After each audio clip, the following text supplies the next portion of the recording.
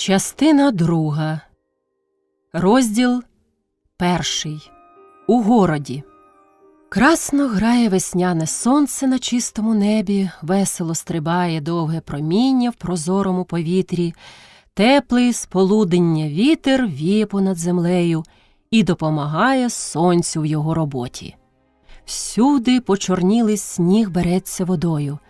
Біжить вона з крутих бурт у глибокі долини, риє задубілу кору землі і мчиться ярами до річки. Там уже її так повно, що і криги не видно. Ще такий один день, і вода здійме ту кригу вгору, порве, поламає і понесе впродовж себе, б'ючи одну об одну. Загуде, заклекоче вода, ламаючи містки, зносячи хисткі перепони, несучи за собою людям шкоди та втрат. Сількість. Вода буде та й буде, аби мерщій сніг з землі, аби швидше сонце та теплі дощі спарили її. Зелена рослина покрила чорну груду. Тоді тільки хліборобське серце зрадіє, оживе у йому надія. Тоді тільки поведе розчот чоловік, як йому бути. Чи голодному зиму сидіти, чи ще й на продаж достане. Гірка та важка ти хліборобське доле. Ранніми туманними вкрита, дрібними дощами полита, потом та кривавицею примочена. А до того ще й тяжка вага гіркого життя тебе придавила. Податками тебе примучено, важкою працею прокручено, землею матінкою обділено. А все кожну весну серце радіє, бо оживає в йому дурисвідка надія. Не зраділо сієї весни тільки пріщене серце, виряджаючи Христю у місто в найми. Навіщо тепер ся весна, коли її ні з ким зустрічати? Навіщо те тепло, оте ясне сонечко, коли воно вже не гріє заколілої душі, закляклого серця? Нащо ті зелені лани, густо зарослі підмети, коли їй по їх не ходити, добра з їх не збирати? Було у неї одне добро, задля котрого вона і досі робила, працювала, рук не покладала. Тепер і те добро одняли від неї. Прийшли, силоміць взяли, і поведуть її, і отдадуть чужим людям на працю важку та невільну, на догану гірку та обридлу, на лайку, до кори запеклі. За що?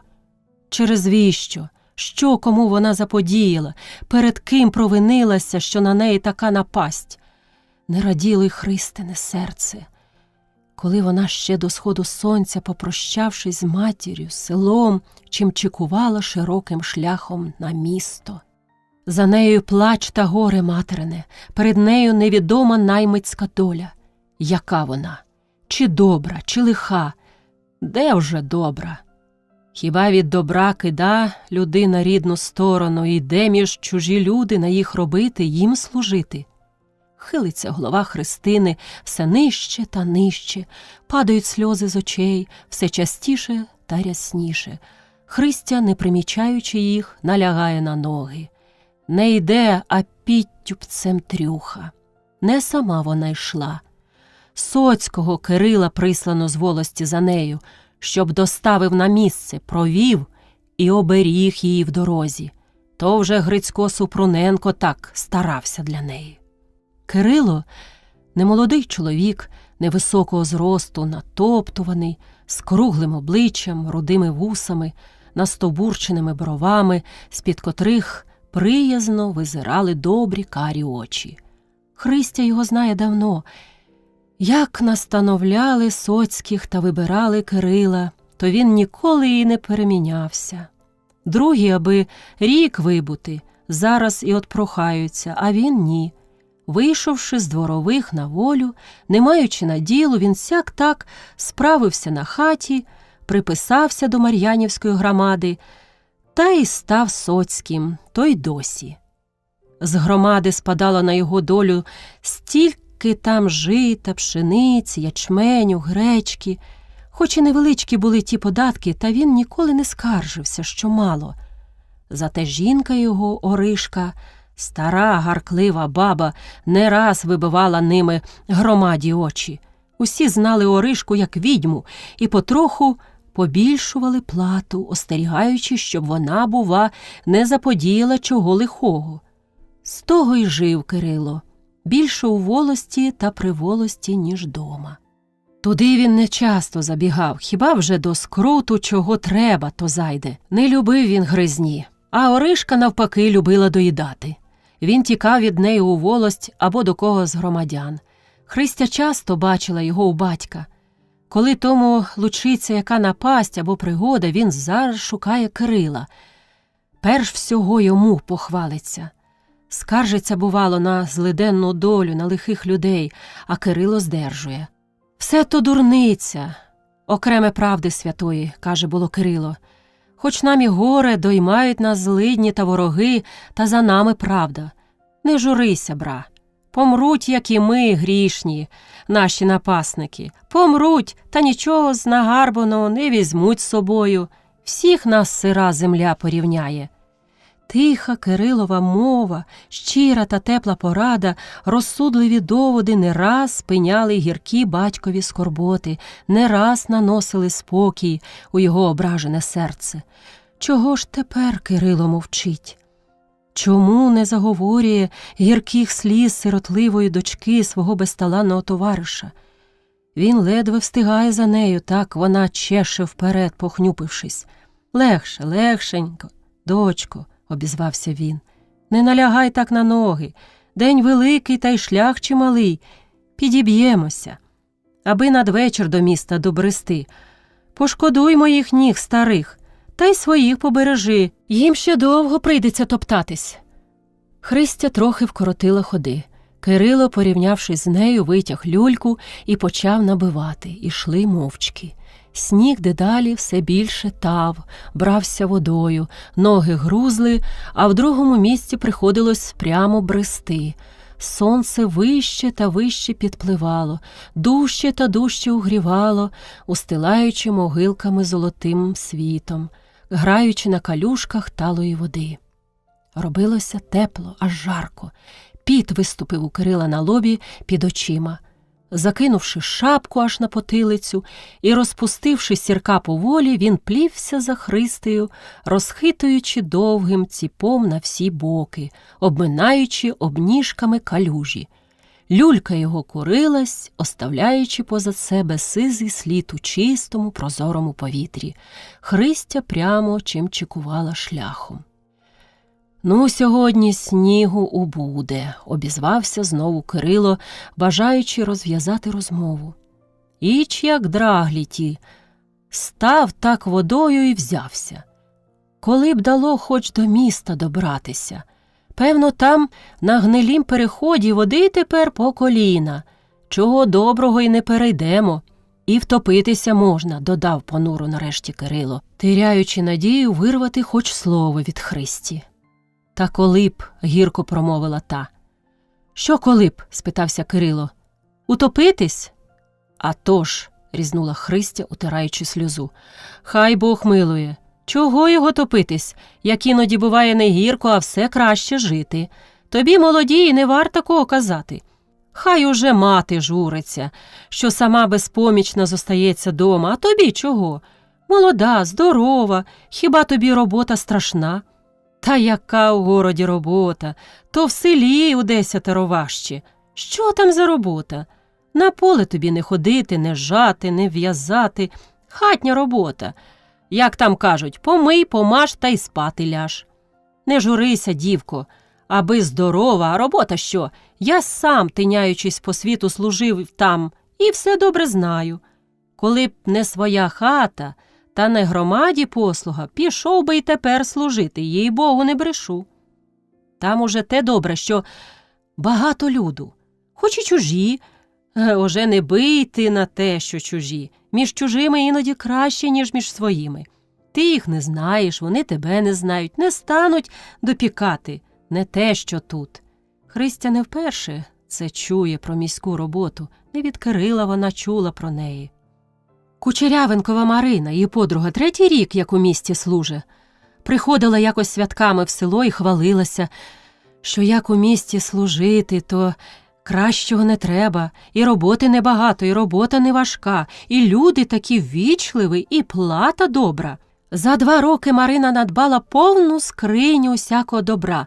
І платків, і рушників, і юпок, і плахот, ще й кожушанку добру. У селі й за 10 літ не придбаєш того. Чого ж мати плаче? Чого ж так побивається? Цілий тиждень пройшов після суду, цілий тиждень, день у день, ніч у ніч не переставала мати плакати, вичитуючи та наказуючи їй про гірку невільну службу у чужих людей. Ніхто до тебе словом добрим не обізветься, чи з обиди хто не заступиться, чи болить, що не спитає, а до роботи приганяє. Найнявся, продався. І таким безнадійним та страшним голосом все те мати розказувала, так гірко кожне слово приливала палаючими слізьми. А Кирило он зовсім навпаки співає. І Марина не те казала. Де ж правда, де брехня? І мати служила молодого віку, і мати добре все те знає. Та й люди ж служили, і тепер он служать. Хіба тоді, як мати служила, гірше було, важче жилося? Як у тумані Христя, як темної осінньої ночі серед великої пустині. А може, як у кого? У одного добре, у другого лихо, ну а в Загнибіди. «Дядьку», – обізвалась вона, – «ви знаєте Загнибіду? Що воно за чоловік? Яка в його служба, яка робота?» «Загнибіду? Вийнявши з рота люльку і сплюнувши, мовив Кирило. «Загнибіду. Як же мені його не знати, коли він у нас у волості писарем був? Добре знаю. Ще й його батька зазнав трохи, пузатий такий, головою служив. І лютий, крий Боже. За податі людей, бувало, голих на мороз виводив, та ще й водою обливав. Ну та син цяця. Це й правда, людей на морозі не обливав, зате драв живого і мертвого. П'явка, не чоловік був, поки писарем був. Ну, а тепер не знаю. Може, й перемінився. Наші ж такі селяни розказували, що він дуже радий, коли когось своїх у городі стріне. І напої, нагодує. Ну, звісно, не нас, голоту, а дукачів, розказував Кирило, рвучи річ, придаваючи то на такому слові, то на другому. Ну, а служби в його, почав знову Кирило. Яка ж у його служба? Він, кинувши писарство, крамує там чи прасолує, кат його знає. От і дивись ти, яка повинна бути у нього служба. Хатня служба. Жінка, кажуть, у його невсипуща хазяйка й добра людина, а проте я її не коштував. Дітей немає і не було.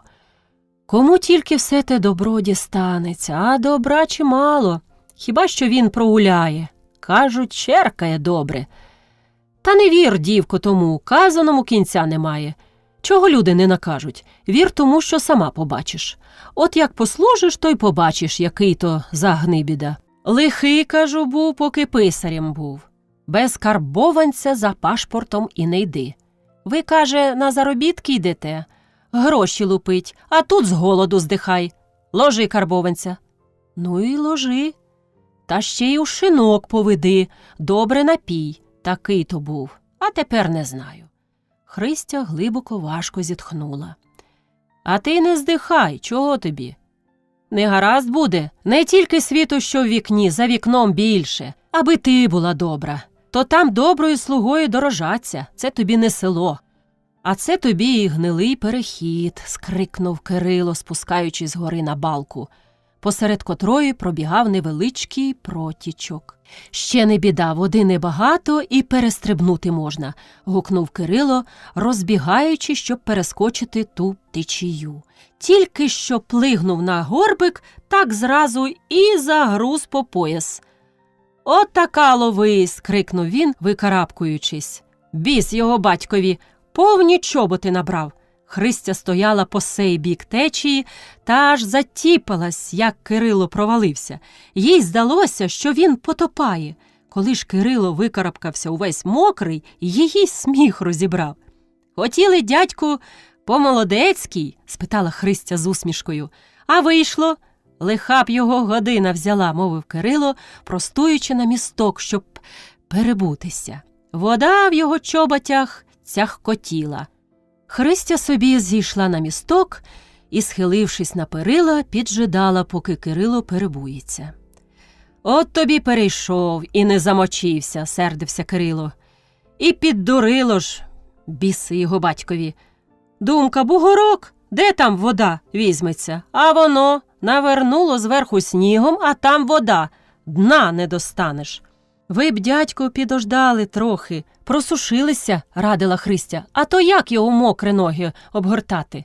«Як? От так!» – скрикнув Кирило, угортаючи ноги. «Коли б ще чого не підкинулось. А підкинеться, що ж ти зробиш?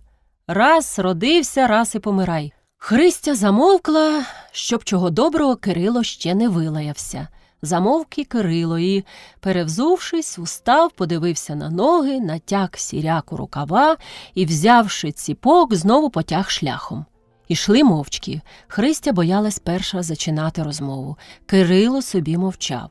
Ідучи, він знай поглядав на чоботи, мов довідувався, чи цілі ще, хеккав, спльовував. «Отут стій», – сказав він, доходячи до Йосипенкових хуторів. «Спочинемо, підкріпимося, половина шляху увійшли. Буде». Кирило повернув до двору. Христя стала, не знаючи, чи йти за Кирилом, чи на шляху підождати. «Ти чого зостаєшся? Іди ти, люди добрі не виженуть з хати». Дві здорові собаки кинулись на їх з-під комори.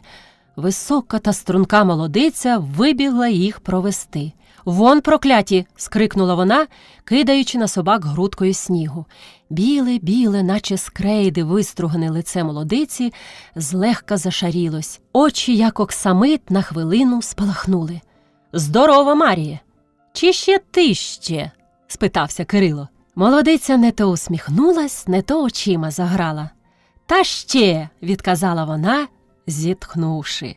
«А Сидір удома?» – розпитався Кирило. «Немає, у город поїхав. Одна мати розпочала лайку, та ніяк не вгамується. Ідіть же у хату». У хаті вони застали стару кремезну бабу. Широке лице її порізане глибокими зморшками, губи товсті, одвислі, ніс гуластий з чорною бородавкою на кінці, очі зелені, злющі, наче іскри жевріли з-під її насуплених брів. Христі здалась вона відьмою. «Здорово, Явдохо!» – привітався Кирило. Явдоха, сидячи на лаві, тільки блиснула на Кирила очима. «Як живеться, як можеться?» «Ат, живеться!» – гаркнула стара, мов у розбитого дзвона вдарила, аж Христя струснулась.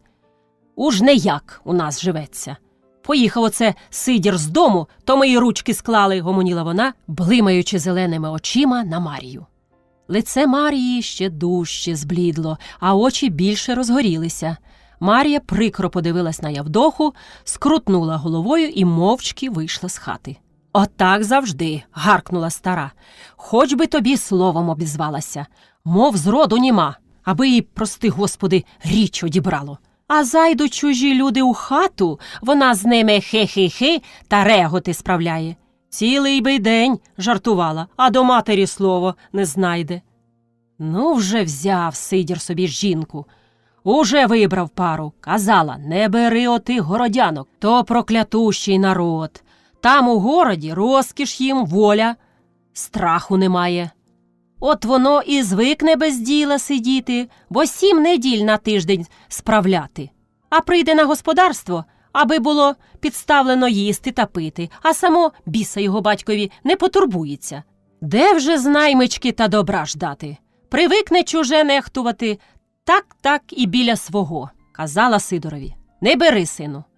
Візьми краще Гаманенькову Пріську. Вона тобі буде жінка, а мені невістка.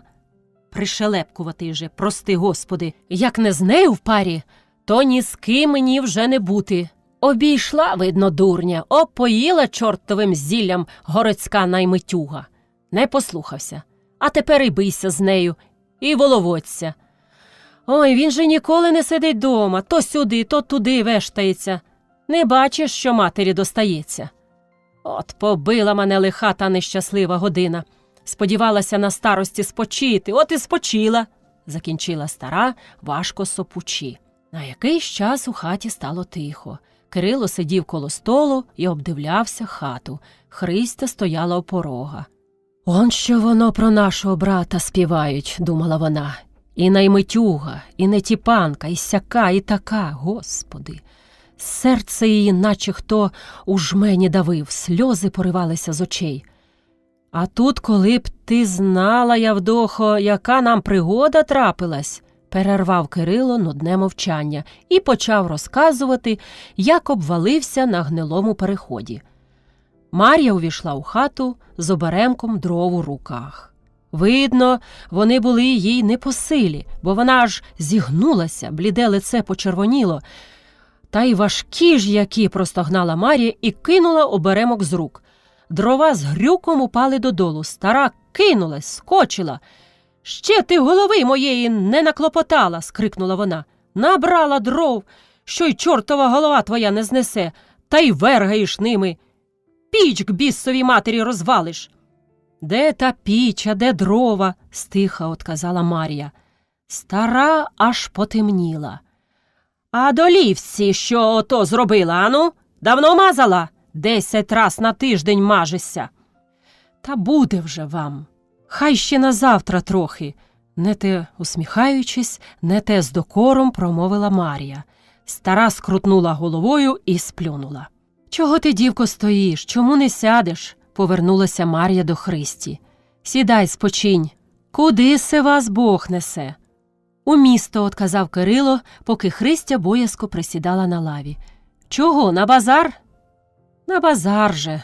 Продавати он її», – жартував Кирило, мотнувши головою на Христю. «Її?» – спитала, граючи очима. «А то ж», – отказав Кирило. «Ви ж, глядіть, дядько, не продешевіться. За таку молоду, так хорошу дівчину правте добру ціну», – жартувала Мар'я. Стара засовалась на місці, мов її що укусило, і, уставши, напрямилася з хати.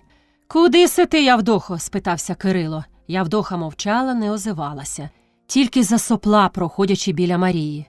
«Чого се вона така сердита?» – спитався Кирило, як Явдоха скрилася в сінях. Мар'я мотнула головою. «Вона завжди така. Хіба в нас буває, коли, як у людей, наче у тому пеклі, так і кипить. Куди ж це вона?» «Піде другу невістку золити. Мене оце точила, а то ще по другу пішла». Річ знову перервалася. Мар'я підкинула у піч дрова. «От що, Мар'є», – помовчавши, обізвався Кирило, – «чи немає у вас чарки, горілки? Не тобі, кажучи, ідучи сюди, провалився, замочився, а тепер немов починає терти. Я зараз». І Мар'я, підкинувши дров у піч, побігла з хати і не забарилася. Вернулася з пляшкою. «Оце гаразд, оце добре. Ач як по животу пішла», – хвалився Кирило, випивши одну. «Та все ж таки, чого ви в місто йдете?» – допитувалася Мар'я. Кирило почав розказувати. Христю так той переказ уразив, що вона не видержала, заплакала. «Чого ти, дівко, плачеш? Не плач, не журися. У городі добре жити. Я сама там служила. І клину свою дурну голову, що поквапилась на заміжжя. Що тут одна неволя, а гризні скільки. Ви от на хвилину зайшли, та й то її не минули. А мені ж то день і день, ніч у ніч слухати. Бий його, сила Божа. Покріплю ще, потерплю трохи. Не вгамується, покину», – махнувши рукою, сказала Мар'я. «О, ти надумала таке дурне», – обізвався Кирило. «А Сидір як же? А хазяйство? Хай їм з їх хазяйством. А Сидір і другу, як схоче, знайде». «От таке», – понуро отказав Кирило. «Нащо ж він тебе брав, коли другу шукати?» «Нема моєї мочі далі терпіти», – гірко промовила Мар'я. «Немає мочі, та й годі. Уже ж я на своєму віку немало вистраждала. Знаю, що воно не сахар. Та то воно забулося». «Ні, не забулося», – глибоко зітхнувши, отказала Мар'я. «Таке не забувається». Помовчавши трохи, вона знову почала. у городі. Та в городі тільки й жити, там вільно, там людно. Ніхто тебе не примічає, ніхто не пиляє, не точить та золить, як туга. І сонце встане, і сонце ляже, а тобі все одно, як гари та гари. Та я, як у посліднє на місці була, як сир у маслі купалася. Робота моя не важка, витоплю піч, зварю їсти. Віддам і вільна на увесь день, і на всю ніч. Ніхто тебе не спитає, де була, куди ходила, а тут. Та пропадай воно пропадом, аж скрикнула Мар'я, і чорні очі її заблищали сльозами. Така вже ти, Марія, городянка, вдалася, зітхнувши, сказав Кирило. Отакою й пропаду, одрізала Мар'я. І всі надовго замовкли. А що, дівко? Сидять та йдуть, обізвався нескоро Кирило, піднімаючись за столу. Христя собі встала. Прощавайте, Марія. Та викинь ти думки з голови, сказав Кирило. Прощайте, щасти вам, Боже. Може, стрінемось, коли в городі, то признавайтесь, повернулася вона до Христі, отказуючи на послідню Кирилову річ. Христя Марії, а Марія Христі одна другій відразу сподобалися. Кожна у другій почула щось собі близьке, рідне. «Що воно за люди?» – поспитала Христя в Кирила, одійшовши з гони від хутора. «Де люди?» – оглянувши вперед, спитався Кирило. «Там, де ми були, у хуторі». «Люди? Йосипенки. Вони якісь мені далекі родичі доводяться. Нічого, добрі люди. Коли б не стара Гаргара, а то всіх, як іржа залізо, точить. Найбільше дістається цій Марії. Вона і Марія ця, Бог його знає, якась чудна». Христя не допитувалась, чого Марія чудна. Кирило не розказував далі. Обоє, похнюпившись, мовчки тягли нога за ногою. Що думав Кирило, Господь його знає, а Христя думала про чудну Марію, про свою матір, про село. Ті думки, мов голуби, облягали її голову, сум щіпав потроху за серце. Сонце спускалось все нижче та нижче. Шлях дедалі все чорнів, брався водою. По йому частіше та частіше попадалися проїжджі, прохожі. Кирило й Христя мовчки їх минали. Аж ось на горі засинів лісок. Дим і курище здіймалося за лісу. Якісь глухі клекоти доносились до їх. Туга у Христиному серці росла все більше та більше. Дійшовши до ліска, вони повернули праворуч. Шлях широкий, покритий талим снігом, гадюкою поп'явся нагору. Мовчки похнюпившись, вони піднімалися все вище та вище. «Оце тобі й город», – сказав Кирило, коли вони зібрались на гору. Перед ними у долині розіслалося місто. Широкі вулиці, наче річки, поперерізували його і вздовж, і вшир, і впоперек. По вулицях сторожами виставлялися високі кам'яні будинки, червоніючи цеглою, виблискуючи вибіленими боками. Серед невеличких майданів тягнуться угору гострими шпилями церкви, кругом їх лавою обступили крамниці. Наче комашня снують, метушаться люди. Всюди гам, гук, неясний гомін та клекіт. Западаюче сонце обсипає все те своїм червоним світом, неначе кров'ю поливає. Христі зробилось страшно. Місто здалось їй хижим звірем, що, притаївшись у ямі, роззявив свого кривавого рота з білими гострими зубами, наміряючись кинутись на неї. «Ану, дівко, годі стояти, рушаймо», – мов у дзвони вдарив, вимовив Кирило. Христя, наче підстрелена, струснулась, сльози, як горох, покотилися з її очей додолу. Розділ 2. Коли б сам чортяка вигадував, то не вигадав би такого, як оце вийшло. Піст на сході, а в мене однієї щуки цілий віз не розпродано. Чехоні 2 бочки, колоди, та ще й одлига. Тьфу!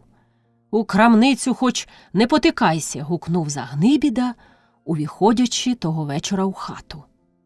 У Христі аж у пальцях похолонуло, як вона його вздріла. Височенного зросту, довгообразий, з страшними рудими вусами, гострим горбатим носом, нахмуреними бровами, з-під котрих, мов дві жардини, блищали жовті, аж червоні, мов у кроля очі. Одітий він був по-міщанському, у довгому сукняному чекмені, що спадав аж до чобіт, у широкій смушевій шапці, книшем котра, наче сковорода, прикривала його стовбувату голову. Його обличчя, його постать, його поступ казали, що це чоловік силющий, рішучий, нічого він не злякається, ні перед чим не зостановиться. А червоні кролячі очі видавали лукаву душу. Єхидні заміри, писарська каверза побраталися у них з крамарськими хитрощами. «А це хто такий, Олено?» Кинувши на Христю, неначе жаром, бистрими очима спитався він своєї жінки, молодої, змарнілої молодиці з блідим лицем і блакитними очима. Здавалося, само небо відбивалося у її ясних зрачках. «Се ж наймичка», – отказала та тихим та привітним голосом, мов на струні злегка забриніла.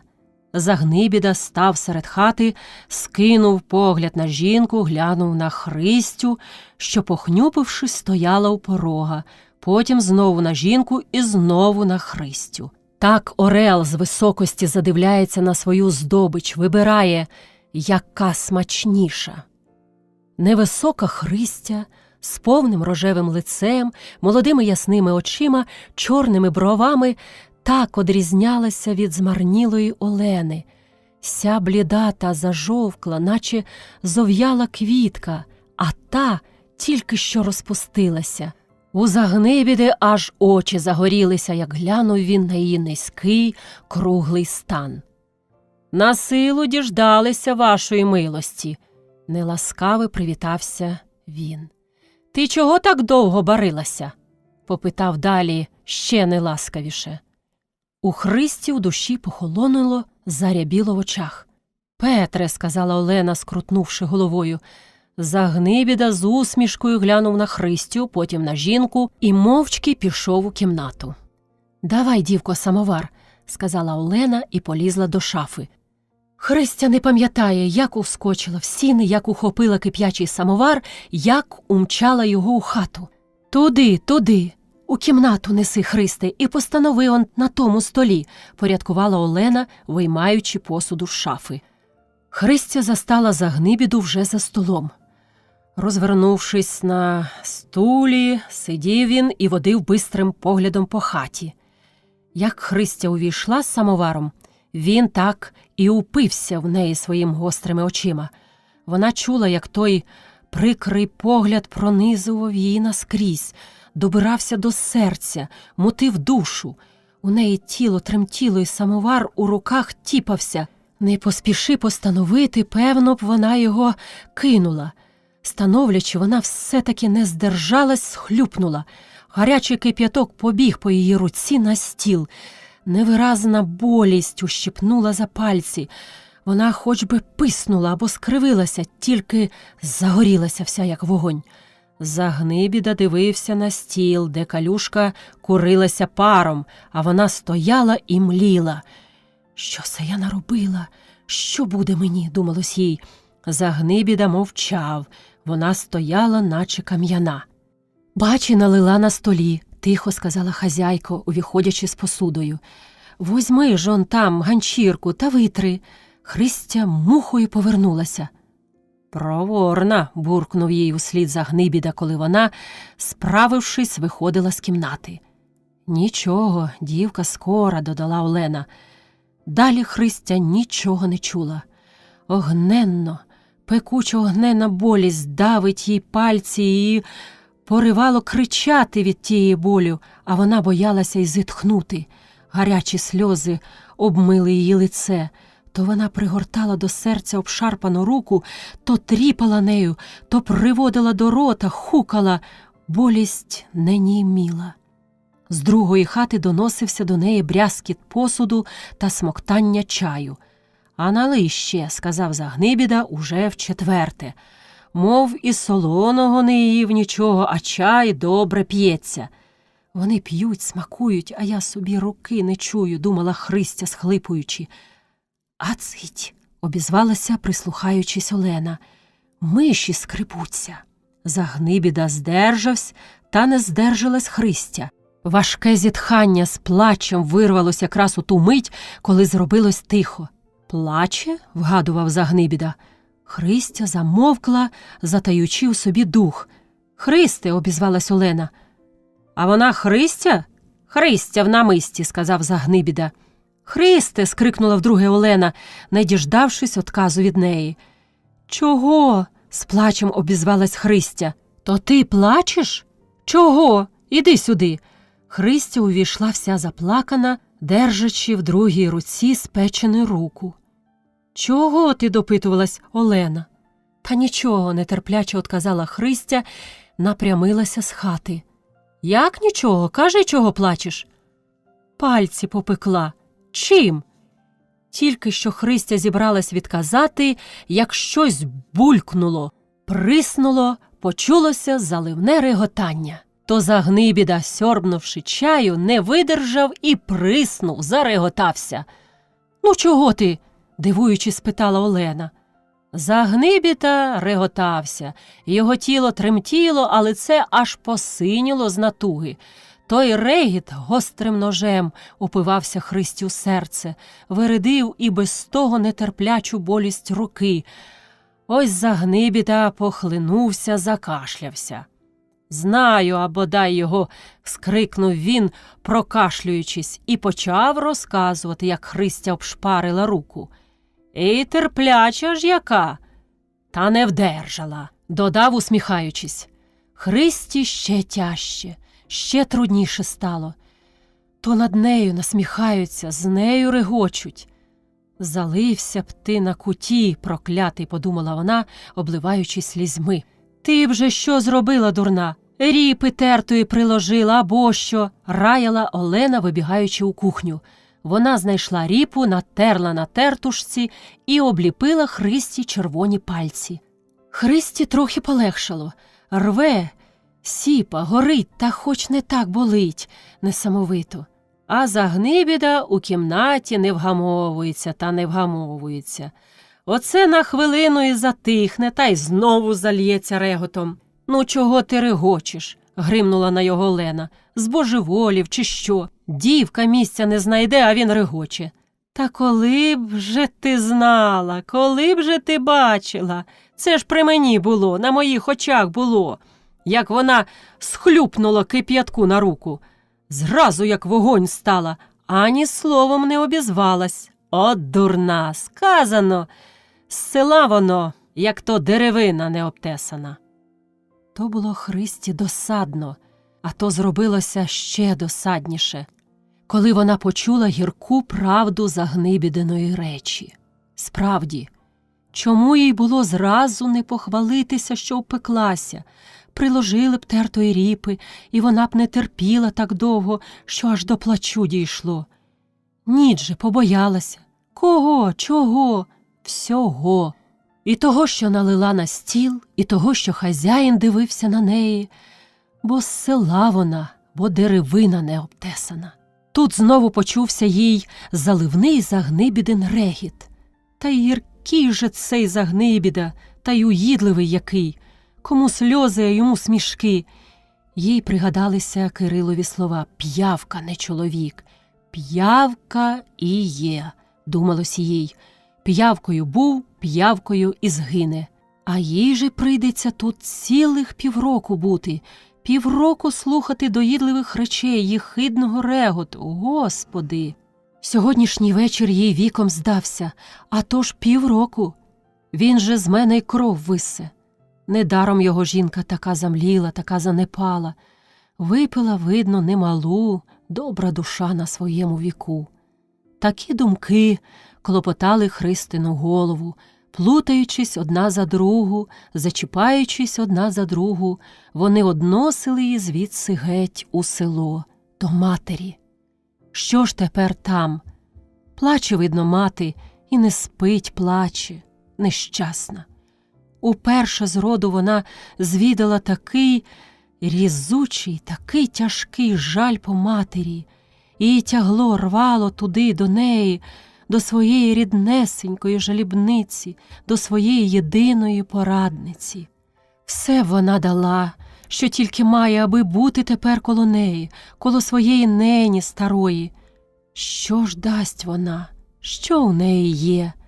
Життя уперше поверталося до неї своїм суворим боком. Вона уперше почула на собі його важке ярмо. Ні, немає щастя, і талану бідним на сьому світі, і не буде ніколи, рішила вона. «Христе, ти потушила світло, нащо воно дурно буде горіти?» – сказала їй з другої хати Олена. «Сьогодні вже нічого не будемо розпочинати». Христя потушила.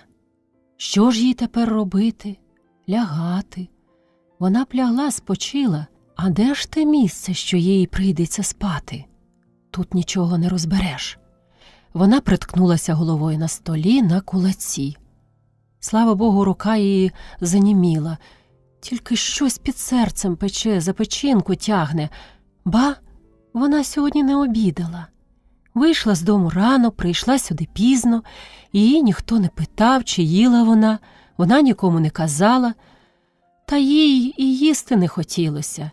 І тепер їй не те, що хочеться, нудить тільки. У кімнаті почалася розмова. «Коли ж ти думаєш паски пекти?» – питався Загнибіда. «Завтрього почну», – отказала Олена. «Я не знаю, чи багато його напікати». «Щоб стало», – отказав він. «Ти все кажеш так, щоб стало. А скільки його треба? І торік, і позаторік пекла рівно. Позаторік же ще й зосталися. А торік, як накликав гостей, то все в один раз поїли. Ну от, і вгадуй так, щоб стало, та й годі». Розмова затихла. Через кілька хвилин вона знову почалася. «Ти от журишся пасками», – почав Загнибіда. «А мене друге журить. Он, на одній чехоні рублів 200 убитку буде. Підсів мене сен-рік колісник. Купи, каже, пополам візьмемо. Я й купив, а він, біс його батькові, від своєї половини і откинувся. Тепер і підкидайся. Прийдеться у рів вивернути. Та коли б ще й поліція не накрила. Сьогодні базарний проходив. «Петро Лукич! Петро Лукич!» – гукає. «Що це з вашої лавки важким духом несе?» То, кажу йому, усміхаючись, через те, що ви ніколи у неї не зайдете. «Ну-ну», – отказує, – «не шуткуйте. От беріть лишень з десяток доброї щуки, я десятника зашлю». «Що ж ти, одібрав?» «А вже ж, ще й то добре. Коли б зайшов у лавку та розворушив ту гнилятину, я вже й не знаю, як її оте мужича їсть. Ну, стерво ж стервом. Сьогодні заходить один. Щось вона, каже, трохи припахає. То, отказую, почула одлигу, а риба золото. Витягаю з-під споду, щоб показати, а вона так і розпадається. Нічого, бере. От коли б Лошаков на завод узяв, гаразд би було. На днях забігав. Бочку треба. Не зовсім, кажу, гарна. Така ти її бери, у мене робочі, поїдять. Так от, третій день сьогодні, а щось не шле. Коли б узяв бочку, перевіз би. З цими днями, сподіваюся, бочку розпродадуть, а там, коли з півбочки пропаде, невелика утрата. Де наша не пропадає? А ти знаєш, що треба Христі шити одежу? Увернула Олена. Підожде, одрізав Загнибіда. Ми її більше ждали. Хто тепер з цими днями буде шити? Самі же ніколи буде. Після празника хай. Ще побачимо, яка з неї робітниця буде. Та цить, промовила Олена. Чого цить? Христя аж дух затаїла, щоб не пропустити й слова, що про неї далі будуть казати. Та дарма. Розмова на тому і обірвалась. А коли знову почалася, то про незнайомих її людей, про наживу, про плутні крамарські, хто кого обдурив, під'їхав, підсів. Сумно стало Христі й важко те слухати. Де вже його вката тут шукати тієї жалості, коли тільки й думки, як би з другого жили вимотати, як на другому поїздити. «Христе, прибирай самовар!» – нескоро кликнула Олена. Христя поприймала, поприбирала, а там ще Загнибіді заманулося повечеряти, вечерю давала. Поти після вечері помила посуду, сама повечеряла, бралося вже до півночі. А хазяйка, йдучи спати, наказала, щоб до світу самовар становити, бо завтра день базарний, Петру Лукичу треба рано в крамниці бути. «Людей труїти гнилою чехонею», – подумала Христя, важко зітхнувши. Помостилася на лаві, загасила світло і собі лягла. Темна, непроглядна темнота обняла її зразу. Хоч око виколи, нічого не видно. Чутно тільки глухе шепотання з третьої хати. То хазяїни Богу моляться чи шепочуться про бариші. Їй яке діло? Вона наморена ходою трохи не цілого дня, випадками сьогоднішнього вечора зразу закрила натомлені очі. Сонне забуття обхопило, обняло її. Христя відразу заснула. І не снилося їй нічого, ніщо не тримало її тихого покою. Пригорнувши болячу руку до грудей, вона спала. На те й ніч, щоб усім спочивати. Та чи усім? А то що за світ колишиться у малій хатині? Ось він уже в кімнаті. Серед його ясної хвилі чорніє чиясь постать висока. Хто то? Чого? То Загнибіда, босий, роздітий, свічкою у руках, тихо, наче кіт той, викрався з кімнати, увійшов у кухню і, озираючись на всі боки, покрався у сіни. Злегка надавив він клямку, щоб не стукнула, очинив двері, високо над головою, держачи світло. У кутку на лаві лежить Христя, спить. Темна тінь від неї ходить, труситься по стіні. У Загнибіди очі заблищали, як він її побачив. Тихо на пальчиках підійшов він до неї, підняв світло угору так, щоб світ падав саме на голову Христі. З темноти вийшло кругле, покійне лице її з чорними бровами, закритими очима, з трохи розкритим ротом. Тихе зітхання ледве-ледве почувається, то піднімає, то опускає її високі груди. Очі у Загнібиди аж засвітили, рука злегка затіпалася. Довго він стояв над нею, дивився, напувався чарами красної вроди. Все тихо послав уперед руку, подержав над нею, як держать над жаром, коли змерзне, і тихо опустив. Христя кинулась, світло в одну мить згасло, темнота знову облягла кругом. Спросонья Христя не розібрала, чи то їй снилося, чи справді вона бачила світло. Натомлена вона перекинулась на бік і знову заснула. Вона не чула, як нешвидко після того щось темряві зашамотіло, як стукнули двері в хатині, як Олена, прокинувшись, спитала, хто це? «Це я», важко дихаючи, одказав Загнибіда. «Чого ти?» «Ходив довідатись, чи засунено». Грузько він ліг на ліжко, аж воно зарипіло, довго ворочався, поки не заснув. Зате Олена цілу ніч не спала. Розділ 3. «Христос воскрес! Христос воскрес! Христос воскрес!» Одно носилося, одно ходило по хатах у Загнибіди на другий день Великодніх свят. На сей день у Загнибіди завжди бенкет.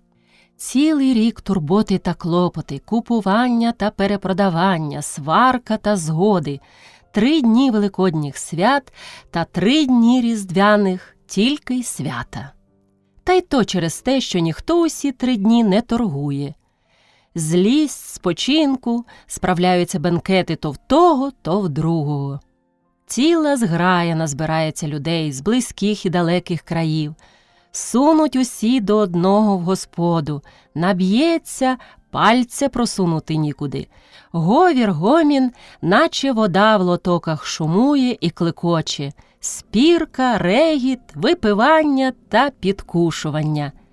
Так воно здавна заведено, так і досі ведеться. Другий день Великодніх свят – Загнибідин день. Проте знали і свої близькі, і сторонні, і самі хазяїни. Збирались завгодя скуповувались, пекли, варили.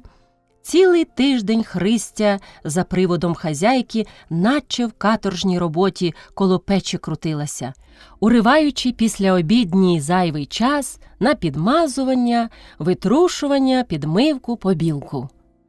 У суботу усі хати, наче в сорочки білі нарядилися. По кутках за оберемків роблених квіток у блискучих шатах визирають образи. Обличчя святих аж усміхаються, невеличкі лампадки крутяться перед ними на тоненьких ланцюжках. По вікнах узорчаті запони. Сонце пробивається крізь їх невеличкі кружальця. По столах, накритих білими, як сніг, скатертинами, наїдків, напитків, ніжки гнуться. Всюди достаток, розкіш, багатство. Христю дивували такі запаси. «Господи», – думала вона, – «одному даєш он скільки, а другому? Коли б моїй матері хоч 10-та частина того, що он тут є. Яка б вона була щаслива, а то…» Вона глянула кругом себе. Виходячи з села і сподіваючись на хазяйську одежу, вона свою новішу зоставила дома. І от тепер, у чому прийшла, у тому і свято справляє. Старенька дерга, покороткувата, заяложена корсетка на плечах розлізлася, спечена рука не піджила. Щоб не роз'ятрювати, Христя пов'язала її лихенькою ганчіркою. Ганчірка та коло кочерег та рогачів замазалася, сажею взялася. І ото вона обірвана, обшарпана, серед такої багатої обставини. Їй самій у вічі б'є все те. А хазяїнам байдуже. Хазяйка якось спитала: «Ти не брала нової одежі з дому?» «Їй у цій добре», – отказав хазяїн, усміхаючись. І більше нічого. Наймичка, наймичка, думала Христя, і коло серця її як огнем пекло. Діждали Великодня. Коли б все на селі було, знала б Христя, що їй робити, куди піти, де погуляти, а тут… Тиняється по двору, слухає гомону, що доноситься з вулиці, вийде із за хвіртку, подивиться на людей. Розодіті та наряджені йдуть вони на гулянки та на колиски, її минають. А коли хто із заприміти, то хіба на те, щоб поглузувати. «Де се така чорногузка взялася?» – пита парубок у міщанському уборі другого, витріщивши на неї баньки. «З села, не бач?» – отказує його товариш. Христя мерщій тікає у двір, а за нею слідом погукування та вигукування. «А кражиста яка! Чи бач, як вивірчує?» І несамовитий регіт несеться вулицею. «Чужі, чужі», – думає Христя, тікаючи в хату, а там тихо. Хазяїни полягали спати, тихо та сумно, як у домовині. А в селі тепер дівчата гуляють, співають, підходять хлопці, домагаються христоситись, спірка, жарт, регіт. Насилу діждала вечора. «Лягай раніше, висипляйся, бо завтра чи і вночі доведеться спати», – каже їй хазяйка. «О, добрі які», – думається їй, і про неї таки згадали, і її не забули. На другий день почалася збірка з самого ранку. Перші прийшли близькі сусіди підганяти хазяїнів до церкви. «Пора до Божого дому», – гукали, заглядаючи в хату. «Ще поспіємо, заходьте, заходьте», – запрохував Загнибіда. Поки збирались, наряджались, починалась розмова. Розказували, як хто стрівав свято, як провів перший день, що чутно по городу. Жінки тим часом обдивлялися запаси, дивувались хлібові святому, що він у Олени Іванівни завжди і пухкий, і високий. Розпитувалися, у кого брали борошно, як учиняли, чим завдавали. Звісні празникові речі. Аж ось і хазяїни зібралися. Загнибіда нарядився в новий сукняний убір, надів сорочку з манжетами, пов'язав шию шовковим платком, чоботи до вакси на рипу. Пан паном. Олена Іванівна одяглась у блакитне шерстяне плаття, покрила плечі тонким кашеміровим платком, вив'язала голову шовковою хусткою. У вухах сережки блищать, на руках золоті персні. «Готові?» «Готові». І хазяїни, і гості разом пішли до церкви. Недавно пішли та швидко й вертаються. У такі дні незабарна служба. Перші хазяїни уступили у двір, а за ним і чужі. Чоловіки, жінки, молоді й старі, як бочки товсті, як шила тонкі, низькі трохи не по землі, високі, як дуби гінкі. А убори, наряди, червоні плаття, зелені купцини, рябі спідниці, жовті шушони, блискучі ластикові балахони, чорні сукняні каптани, аж у вічі б'є. І все те суне у двір, у хату, вітається, зачинає розмову. По слову, 10 душ, 10 слів, а то стільки народу. Гомін піднявся у хатах, наче у жидівській школі. Стовпом стоїть і не вгаває, наче вода клекоче у потоках. А ще не всі. То той, дивись, надійде, то другий. У хатах уже й просунутись нікуди. Кімната й світлиця повним-повні. Одні начіплялися на стульцях, на кроватях, другі товпляться, шукаючи місця. Всі позирають на столи, де рядком настановлені пляшки, грають проти сонця своїми цвітними настойками. Перед пляшками на здоровенному підносі чорніє печена гуска, стоїть піджарене порося, держачи у зубах шматок хріну. Невеличке ягнятко, зігнувшись у каблучку, виставило своє гостреньке рильце з рідкими зубами. Там лежить вудка, задравши ноги вгору, там біліє товсте молоде сало, жовтіє масло, червоніють крашанки. А над цим усім у кінці столу, наче сторожі, стоять високі паски. З білими головами, присипані цвітним горошком. Все так і бере очі на себе, все дратує смак. Недарма всяке, глянувши на те, тільки спльовує. «Кого ми ще ждемо?» – спитався високий огрядний чоловік з веселими карими очима, червоним лицем, чорним вусом, підходячи до товстого крамаря, що сидів у кутку, потом обливаючись. «Чи так, походимо, подивимось на оці запаси та й додому порозходимося?» – вимовив він далі, скрутнувши свого чорного вуса. «Петро Лукич! Петро Лукич!» – гукнув на Загнибіду крамар. «А що? Пора, братику, животи підвело», – мовив він, скривившись, мов і справді живіт у нього заболів. «Та рубець з книшем обіцяли зайти», – сказав, чухаючи потилицю, Загнибіда. «А, по-моєму, де 2, там 3-го не ждуть», – отказав високий чоловік з чорними вусами. «І батюшки немає», – додав Загнибіда. «О, ті ще бородаті», – процідив крамар. «І нащо тих бородатих ждати?» – граючи очима, питає високий чоловік. «Хіба ми й самі бороди не причепимо? У Олени Іванівни, певно, завалялося, де прядива». «От ти борода готова!» Кругом знявся регіт. «Уже колісник пустився на вигадки», – сказав хтось. «На які там вигадки?» – правувався колісник. «Тут голосу не оттягнеш, а вони вигадки. Я кажу, поки батюшки та се та те, то воно б по одній слід пропустити, пантикулярно, як кажуть пани». «Слід», – хтось отказав, спльовуючи. «Та щось Петро Лукич не теє», – дивлячись на хазяїна, мовив колісник. Загнибіда мотнув головою. «Там у малій хатині», – тихо сказав він, указуючи на двері. Колісник, крамар і ще дехто знялися і один за одним посунули в хатину. «Батюшка йде!» – хтось крикнув у світлиці. «Батюшка, батюшка!» – ходило по хатах. «Постійте, зараз батюшка буде!» – гукнув Загнибіда, протовплюючись уперед стріти батюшку. Колісник серця махнув рукою і сплюнув. «Утріться ж, Костянтин Петрович, щоб, бува, бородатий не примітив», – хтось сказав йому. «Утріться, чарка біля рота була, і тут одняли», – мовив він сердито. «Та так тільки і довелось подивитися».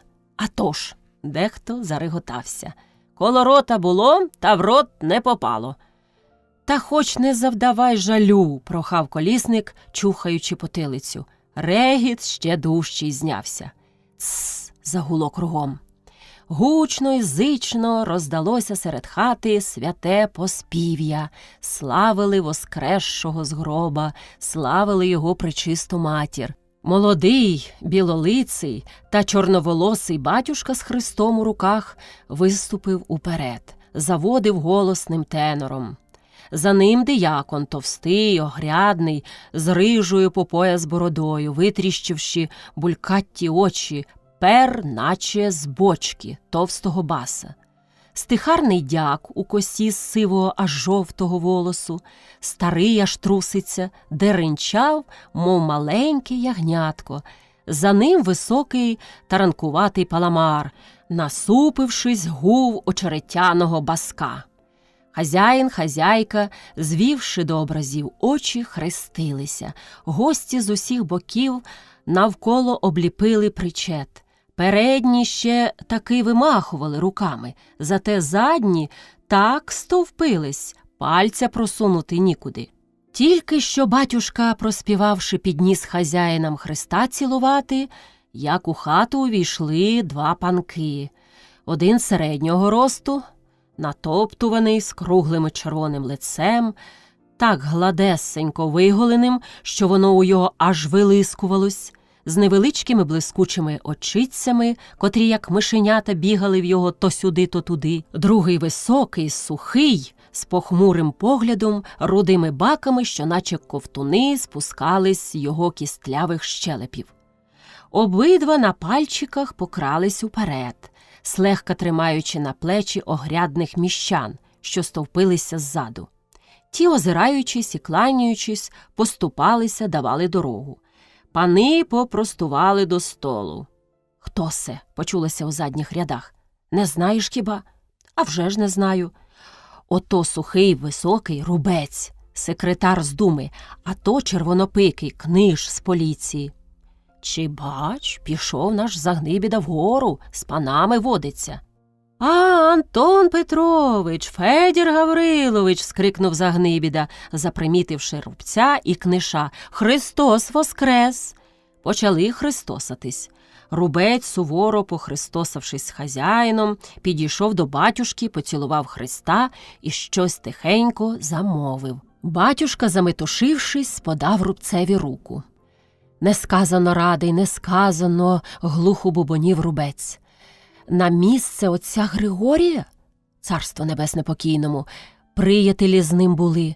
Батюшка стояв і, не знаючи, що казати, тер руки. Рубець щось бубонів. Колісник підбіг до рубця і, граючи очима, низенько уклонився. Рубець простяг йому два пальці. Колісник злегка потримав їх, поступився назад і наступив діяконові на ногу. Той з усього розгону загнав колісникові кулака у бік. Колісник хитнувся, мов прострілений. «На ногу!» – гукнув йому д'якон басом і, усміхаючись, подав руку. Колісник болісно усміхнувся і поступився назад. Поки се робилося біля одного боку столу, на другому книж стояв перед хазяйкою і, граючи очима, мовив: «Для першого знайомства позвольте похристосатись». Олена Іванівна, завжди бліда, жовта, злегка покрилася краскою, коли почав книж христосатись. Він своїм широким лицем вимахував то на той бік, то на другий, цілуючи смачно тонкі та зблідлі уста Олени Іванівни своїми товстими, м'ясистими. «Федір Гаврилович, легшенько з чужими жінками ви ціловуєтесь», – мовив до його колісник ззаду. «А, – повернувся той, – це ви, Костянтин Петрович? Це ж у рік раз». Христос воскрес і кинувся з колісником христосатись. От такого б нам секретаря, вічливий, Обхідчастий, мовив колісник до міщан, одійшовши назад. А то гнида гнидою, а не бійсь добре знає, хабиз гавезн. Кругом його знявся регіт, і він мерщій удрав далі. Що він сказав? Та кат його знає, по-жидівському чи що, тобто бач про хабарі. От проява. А проява так і носилася поміж людьми. Тепер він стояв коло батюшки і, потираючи руки, мовив: «Та й заморили ви нас, отець Миколай. Як саме? Не повірите, у роті пересохло, аж торохтить горлянка, мов та гусяча, що баби на неї клубки мотають», – жартував він, весело граючи очима. «Що ти тут точиш?» – перебив його Загнибіда. «Чесний отче, благословіть цей хліб-сіль». Отець Миколай устав і почав благословляти. «Починається, чуєте, починається», – вискочивши в другу хату, гукнув колісник. «Що починається?» «Он», – указав він на світлицю, – там біля столу христосалися чарками гості з хазяїном. Батюшка, диякон, рубець, книж. Голосно дзвенчали чарочки, ясно грали у людей очі. Туди кинувся й колісник. «Просимо, добрі люди, хліба солі одвідати», – запрохував Загнибіда. «Спасибі вам, що не цураєтесь, не забуваєте». «А ви таки наготували чимало», – мовив до нього батюшка. «Тільки й нашого, отець Миколай, тільки й нашого. Що нам зосталося старою? Дітками Господь не благословив. Отак добрі люди зійдуться, погомонять, тільки й нашого. Хоч воно тепер усе утридорога стало. Та й подумаєш, нащо нам те багатство? Для кого його збирати? Помремо, не заберемо з собою. Просимо ж покорно, отець Миколай, Антон Петрович, Федір Гаврилович. Хто ж після першої закусює?» «А ви чого стоїте?» – гукав Загнибіда на дяка. «Гай-гай!» Знову усі заколесили біля столу поміж другими, і старий дяк тіпає головою. «А ти, гляди, мені й сьогодні не належись, як учора!» Гаркнула до нього висока суха баба з білими, наче олив'яними очима, сіпнувши так рукав, що той аж поточився. Ефросінія Андріївна, мовив дяк тихо, он чужі, он люди. А вчора бачив людей. А молодиць, не бійсь, бачив? Так його, так, умішався колісник у змагання дяка з дячихою. От золіть його, Ефросінія Андріївна, хай не буде такий голійний до вашого брата. А то апостола у церкві читає, а набік молодицям шерденько шепче. «І ви на мене», – мовив дяк, вихиливши чарку горілки. «У мене он зубів у роті немає». І він показав йому свої почорнілі ясна. «А нащо тут зуби? Щоб поцілувати та ще й укусити?» – жартував колісник. Люди аж розляглися кругом, а стара дячиха на лиці мінилася та очима, як відьма, водила.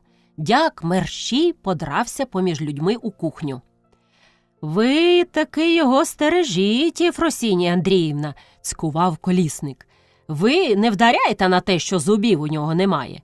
Він і без зубів нікому не дає спуску. А що коли б йому ще й зуби?» «Хіба я не знаю», – гримнула дячиха. «Знаю, прожила 40 літ з ним, знаю. Сказано, як жеребець той». Крик реготу знявся кругом неї і розкотився по всіх хатах.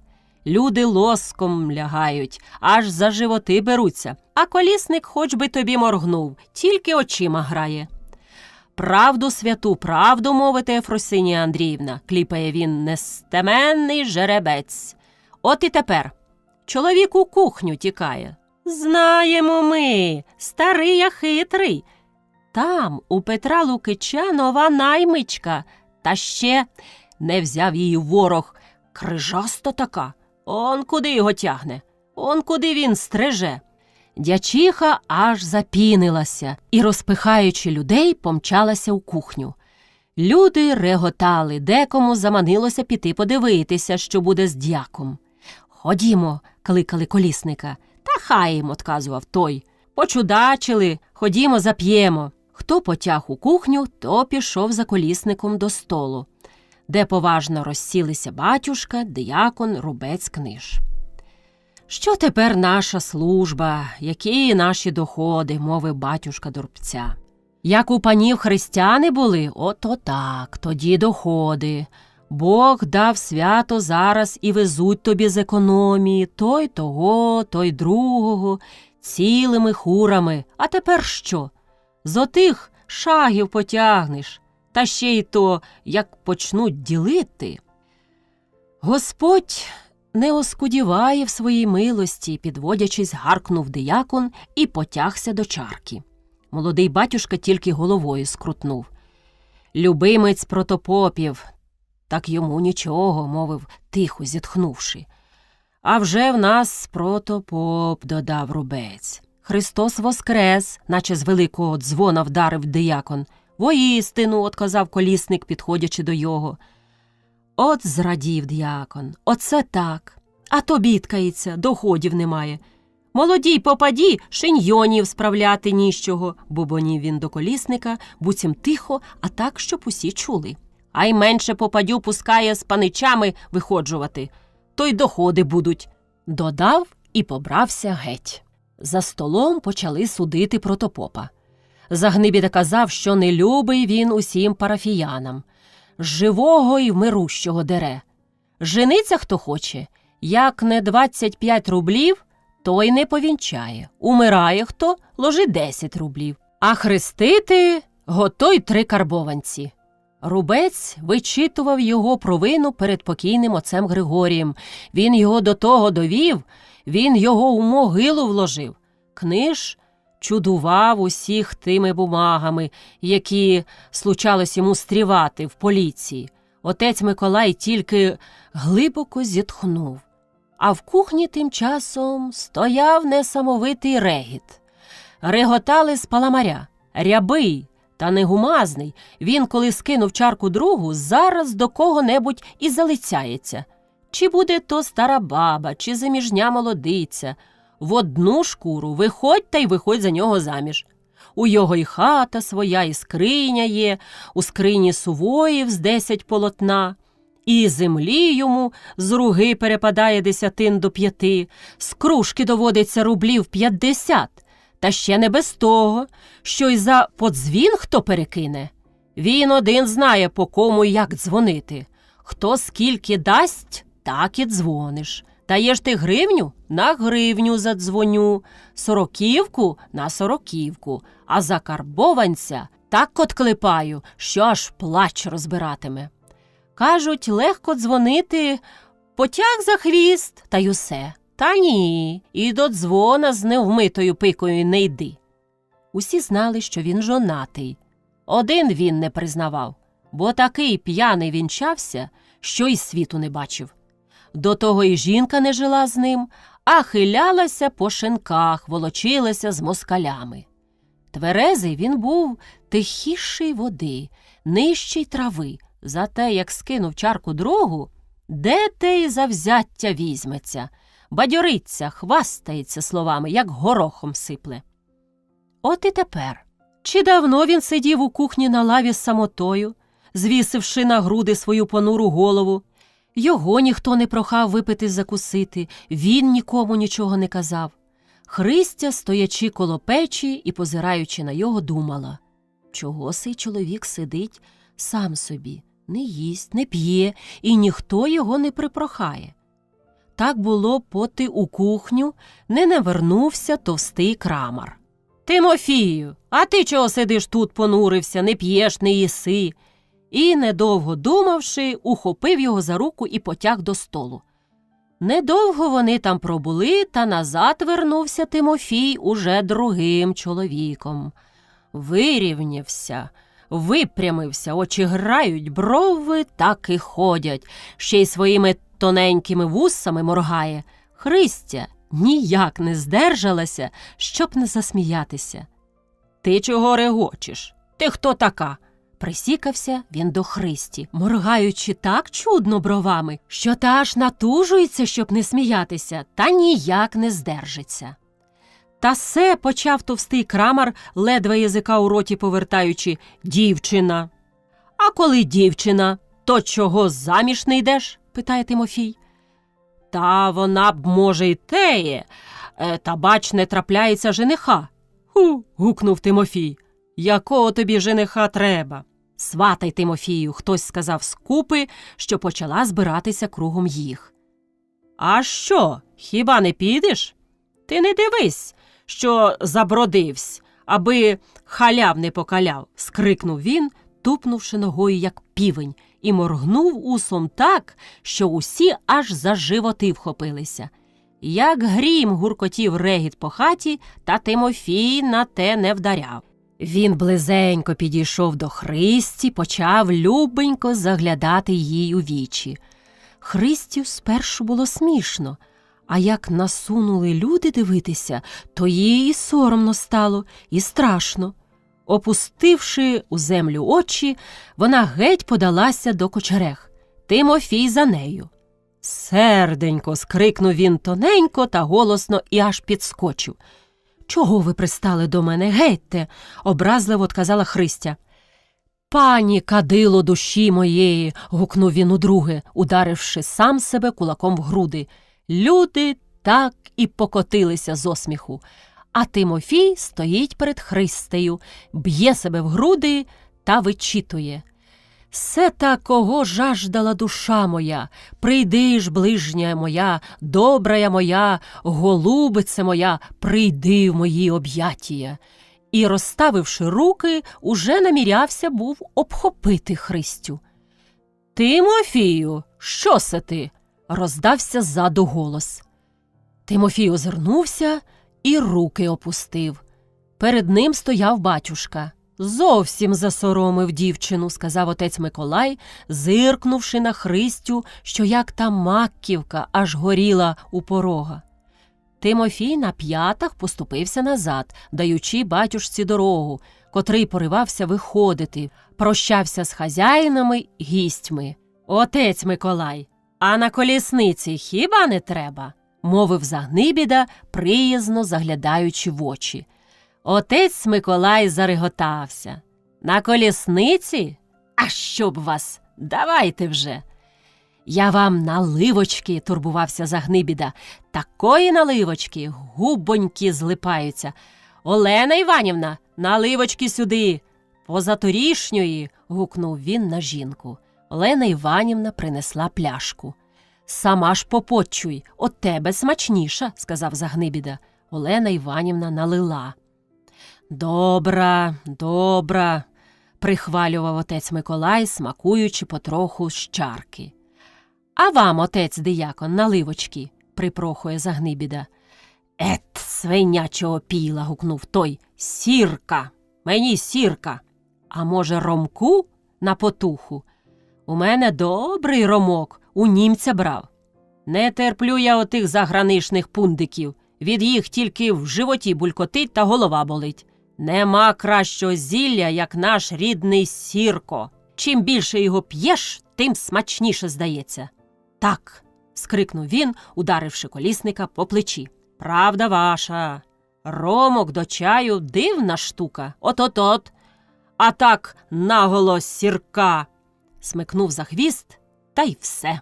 «Дерзай, чадо!» – гукнув він, перекидаючи чарку в рот, і мерщій напрямився за батюшкою, котрий уже стояв на рундуці, дожидався. «О, бодай вам щастя служило!» – реготався колісник. За дияконом услід вийшли хазяїн, хазяйка, посунув і дехто з гостей.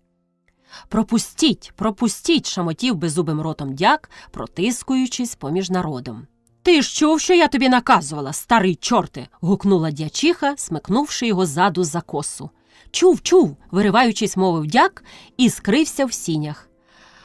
«Ох ти моя неписана!» – скрикнув Тимофій, ущипнувши на виході Христю за руку. Та не видержала і зо всього маху всадила кулака в Тимофієву спину, аж по хатах загуло. «Ото посватала, молодець!» – хтось промовив. «Хто кого?» – спитався колісник. «Он та дівка Тимофія!» Колісник скинув на Христю очі. Червона і гнівна стояла вона у порога коло печі. «Де ти, серденько, була?» – спитався він, підступаючи до неї. Я ж з тобою і не христосався. Христос воскрес! Поки Христя зібралася, що їй отказати, як колісник уже й обняв її. Не дуже, Костю, не дуже, щоб, бува, губ не попік, гукав ззаду його товстий Крамар. І я не христосався, десь вирискався гнилозубий миршевий чоловічок і цмок Христю в щоку. Товстий Крамар і собі приложив жирнючі та слиняві губи.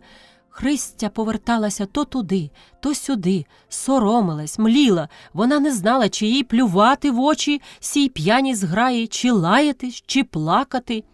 «Стій!» – гукнув Загнибіда, вертаючись у хату і побачивши, як Христя побивається у міцних колісникових обіймах. «Костянтине, що це ти?» «Підожди ж, я жінці похвалюся!» – повернувся він до колісника. «Нема, братику, дома», – отказав той, випускаючи Христю. Та прожогом кинулася з хати і трохи в сінях не збила з ніг хазяйки. «Куди се, як божевільна, несешся?» – спитала Олена Іванівна. «Та он вони, хаєм!» – з плачем жалілася Христя. «Коли так, то я й кину!» «Що там таке?» – спиталася Олена Іванівна. «Тссс!» – заходило в кухні. «Не руш хазяйського добра!» – вийшовши серед хати, гукнув Загнибіда. «Не руш!» «Чого ти жаліпаєш?» – сказала вона чоловікові. «Он люди, он благородні!» І гнівна пройшла у світлицю. «От так, як бач! Хто кислиці поїв, а кого оскома напала?» – сказав Загнибіда, чухаючи потилицю. «Отак і в мене!» – хитаючи головою, отказав колісник. «Ой, лихо, брат, не жінки сі!» – мовив Загнибіда. «Лихо!» – підказав колісник. «А коли лихо, то його і залити!» – умішався товстий Крамар. «А справді», – додав колісник. «Ходімо», – сказав Загнибіда. «Підожди, оті пани нам, і нащо ти їх напросив до себе?» – каже Крамар. «Хіба я їх просив? Самі набилися, не плювати ж мені їм у вічі». Тільки що проказав все Загнибіда, як у світлиці виходять Рубець і Книж. «Попили, поїли у вас, Петро Лукич», – сказав Рубець, – «пора й додому». «Куди? Так рано. Та я не бачив, чи ви що й вживали». Вживали, і геть-то, простягаючи руку, мовив Книж. «Боже ж мій, та, може б, ще трошки посиділи». «Ні, жінки дома ждуть. Ми, знаєте, перельотні птиці». «Скажи, хай не задержує», – мовив тихо товстий Крамар колісникові на вухо. «Та хоч на дорогу», – побивається Загнибіда. «Антон Петрович, Федір Гаврилович, по одній наливочки. Жінко, голубочка моя, дорогим гостям на дорогу наливочки». «От тебе не очепишся», – сказав Рубець. «Звеніть, вибачте, бога ради. Може, що й не так. У мене, знаєте, все по-простому. Пнись, не пнись, а до панів далеко, звеніть». «Дай Боже, і нам те мати, що у вас», – утішав Книж, беручи чарку наливки.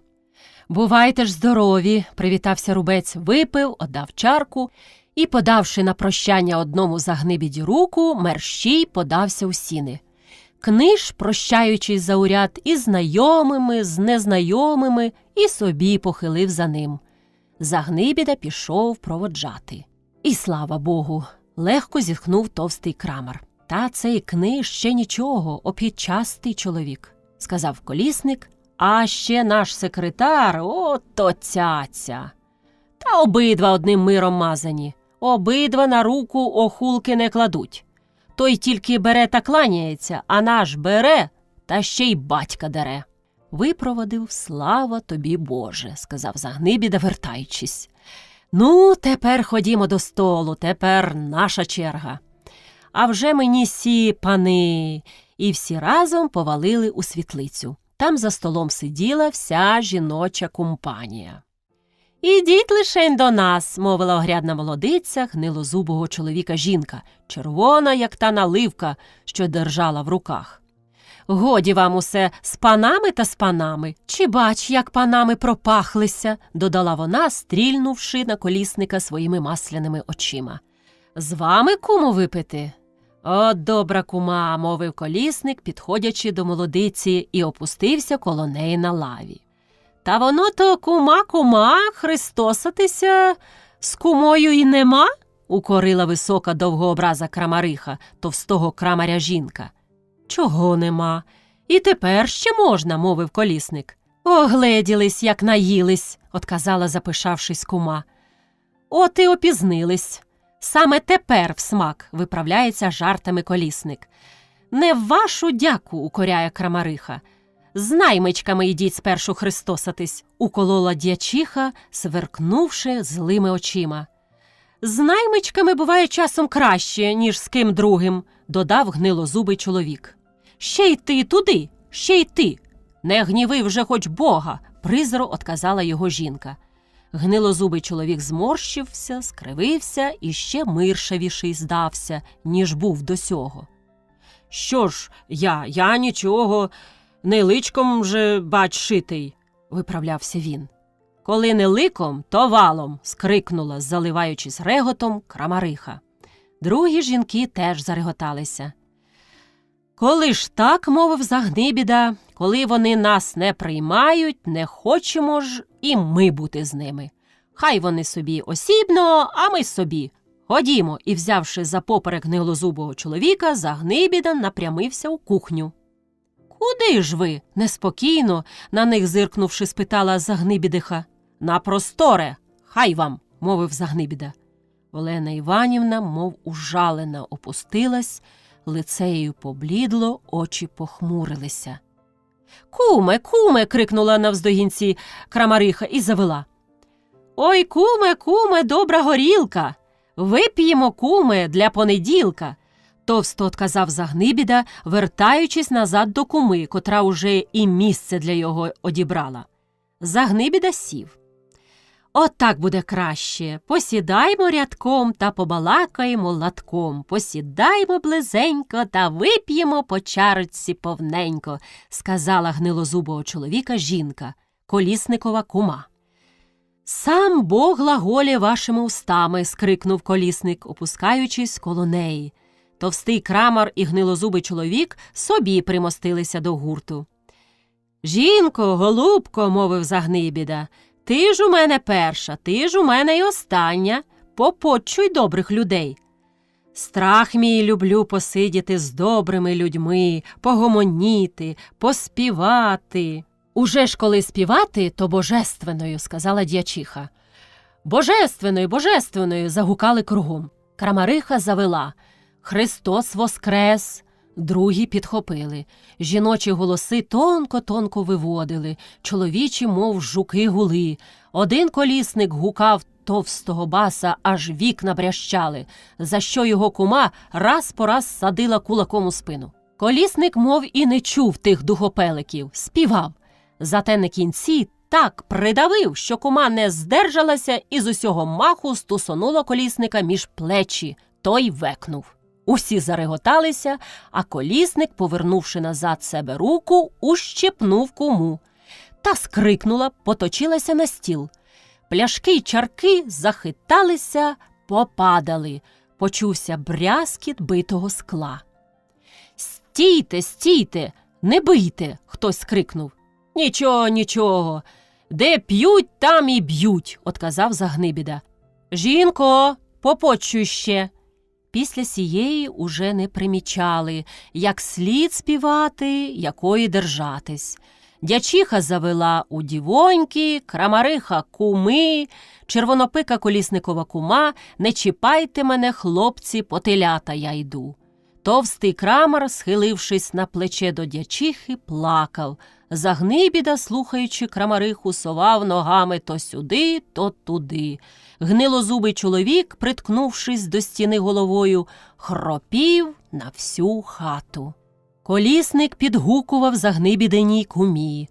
Одна Загнибідиха, біла, як крейда, позирала на всіх палкими очима та болісно усміхалась. Христя, почувши нестямний галас, підійшла до дверей подивитися. Вона з року віку не бачила нічого такого. Чи подуріли люди, показилися, один на одного лізе, один другого не бачить. І це багатирі, дуки, гуляють, бенкетують, з жиру не знають, що робити, та казяться, подумала Христя і мерщій проскочила повз двері до столу, щоб хто не примітив. Узяла шматочок паски і почала жувати. Вона ще сьогодні не їла. У роті засхло, зачерствіла паска, становилася руба. Під гам, гомін і чужі співи їй стало сумно. Сонце одходило до спокою, червоним світом обдаючи землю. Опершись на стіл і позираючи в вікно, вона задивилася на те криваве полум'я та й задумалася. Страшенний грюк злякав її. Вона кинулася до світлиці. Там, серед хати, копицею лежав Крамар. Він поривався було устати, та не здержався, поточився і, як два зняло, розпластався серед хати. Загнибідиха скрикнула: «Не лякайтесь, Олена Іванівно, не візьме його лиха година», – сказав колісник і, ухопивши Крамаря за ногу, поволік його в кімнату. «А цей чого тут куняє?» – побачивши гнилозубого чоловіка, каже колісник і, взявши на оберемок, поніс до Крамаря. Очищайте місце», – гукає йому услід гнилозубого жінка, і коли той вернувся, наділяє його поцілунком. «От такого б мені чоловіка, а не гнилозубого та сопливого», – цілуючи, шепче вона, так, що всі чують. «О, матері його дуля! Вони цілуються, а мені й не можна?» – скрикнула Крамариха й кинулась до колісника з другого боку. Обаранили колісника. Одна в одну щоку цілує, друга в другу. Колісник гукнув, ухопив обох на оберемок і поніс по світлиці. Жінки, як гадюки, велися кругом його, пхаючись та не даючи одна одній колісника цілувати. Загнибіда сидів і похмуро дивився на колісника. Досада щіпала його за серце. «Костянтине!» – гукнув він, засовавшись на місці. «Покинь!» Колісник підняв жінок аж під стелю, звів докупи і зразу опустив на землю. Воно б, може, тим і скінчилося, коли б колісникова кума незнарочне не збила загнибіної куми очіпка. «За що ти, сучко, збила з мене очіпок?» – скрикнула та, упинаючись у патли гнилозубої жінки. Другий очіпок полетів додолу. Колісникова кума, недовго думавши, мазнула Крамариху з усього маху по щоці рукою, аж виляски пішли. «Так ти ще й битися?» – скрикнула Крамариха, кидаючись на недавню свою товаришку. «Що це ви, Господь з вами?» – сказав колісник, становлячись між ними.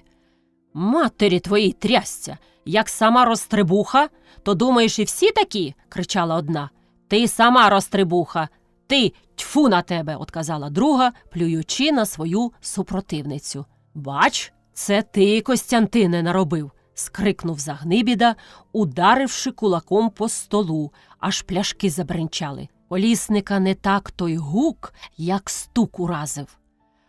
«А по какой такой причині я?» – беручись у боки, спитався колісник. Ти всьому виною!» – гукнув Загнибіда, мотаючи п'яною головою. «Та годі вам, Петре!» – мовила жалібно Загнибідиха.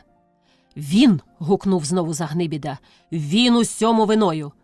Куди він не встряне, добра немає.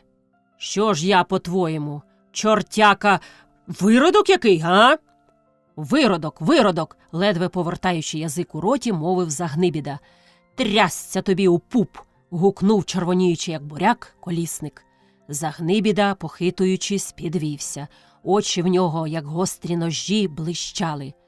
«Так це ти до мене прийшов бучу збивати? Вон з моєї хати, щоб і твій дух поганий не воняв!» – крикнув несамовито Загнибіда. Колісник прикро подивився йому у вічі. «Хазяїн паршивий!» – призро мовив і, сплюнувши, почав шукати шапки. «Брешеш!» – скрикнув Загнибіда. «У мене чесні люди бувають, благородні, один ти з усіх єхида вирискався». «Який же я єхида? Ану, скажи!» – підступаючи, допитувався колісник. «Який? Ось який! Ти пам'ятаєш наш уговір на рибу перед Різдвом?» «Ну, пам'ятаю, то що?» Що ж ти, узяв її в мене? Узяв? О, єхидо! Аби підвести чоловіка, аби шкоди другому наробити. Так ще й смієшся. Та то он про що. Та я... Ой, дурний ти, а ще писарем був. Це, брат, комерція зоветься, щоб ти знав. Не ти накриєш, тебе підведуть. В усьому ти такий, гука Загнибіда. А ти кращий. Що ж я? Що? А розписки, які там писали, а? Які розписки? Не знаєм, забув, а хазяїном зовешся. Крамарюєш на 1000, а на 5 рублів бідної дівчини полестився. Що це ти натякаєш? Що? Он кого спитай, що? Он, указуючи на Христю, мовив Колісник. Вас за се у тюрму посадити слід. Півроку служби чужої закортіло. Знаємо ми, нащо ся служба. Догадуємось. Хазяїн. Ноги моєї не буде після сього у твоїй хаті, скрикнув Колісник, сплюнувши, і побіг із хати. Постій, постій, мовив Загнибіда, поточуючись, і опустився на лаву. Голова його не держалась на в'язах, як він не мотав нею, як не силувався вдержати. Аж ось він підвів таки її і позирнув по хаті. Кругом ні духу.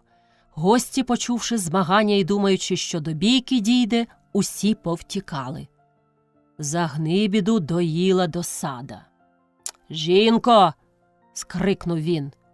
Бліде лице з блакитними очима визирнуло з кімнати. «Чого тобі? Ти чула?» «Що чула? Попились, полаялись, завтра зійдетесь, помиритесь». «Хто? Я з ним? Скоріше вода з огнем побратається, ніж я з ним помирюсь. Мене прилюдно отак шпетувати?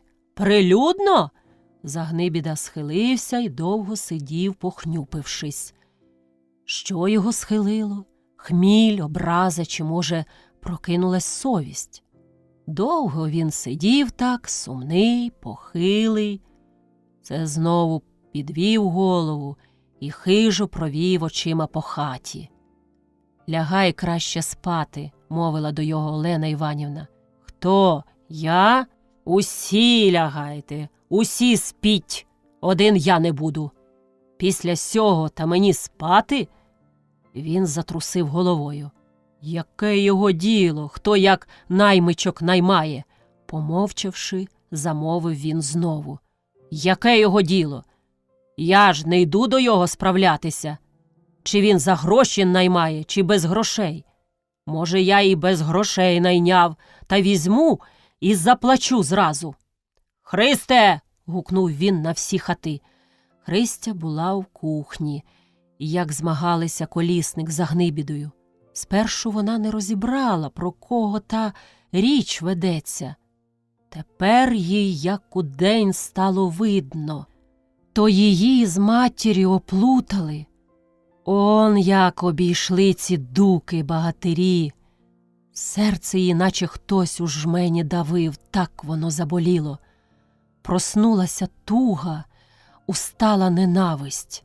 Коли її кликнув Загнибіда, вона назнарошне не пішла, не окликнулась. «Ні, не треба», – рішив Загнибіда, 5 рублів, гроші. Та ще й до строку далеко, я їй тоді віддам. Віддам, та ще й одішлю до його, щоб показало тому Іродові. Ось, мов, як чесні люди роблять. І Загнибіда сам собі усміхнувся. Сонце сіло, насунула темна тінь ночі. В хаті ще більше потемніло, стіни мурі, у кутках як сажа чорна, тільки крізь шибки уриваються жовтуваті померки. «Ух, хоч випити», – почувся голос Загнибіди. Далі мацання руки по столу, брязкіт битого скла. «Чорт би вашого батька взяв!» – крикнув Загнибіда. «Світла дати! Чому світла й досі немає?» Загнибідиха, вискочивши з кімнати, кинулась світити. Поки знайшла сірники, поки засвітила, Загнибіда сидів і лаявся. Як засвітила, то аж скрикнула. Нова скатертина, трохи не вся залита наливкою. Розбите скло валялося по столу. Господи, чи не можна б спершу засвітити та тоді випити? Коли так заманулося, сказала вона. Мовчи, гукнув Загнибіда, хижо сверкнувши очима. Ще мені не залили за шкуру сала, ще й ти туди. Загнибідиха глянула докірливо на нього, повела плечима і вийшла в кухню. Христе, голубко, дивися, пожалуйста, за ним, щоб він, бува, хати не спалив, а я піду та трохи спочину, бо це вже жди всюношної. Ох, побила мене лиха та нещасна година, зітхнувши важко, тихо сказала вона і пішла в кімнату. Гіркі думки знялися в Христиній голові. Обійшли, обкрутили, як самі знали, та ще й голубкою величають. Ой, добрі та любі, думалось їй, а в серці почувався якийсь жаль до Загнибідихи. Якась таємна думка, що ця жінка ні в чому не винувата, що вона сама немалу випила на своєму віку та ще й випиває, ворушилося в її душі. Глибоко та важко зітхнувши, вона сіла на лаві так, щоб видко було, що Загнибіда буде робити.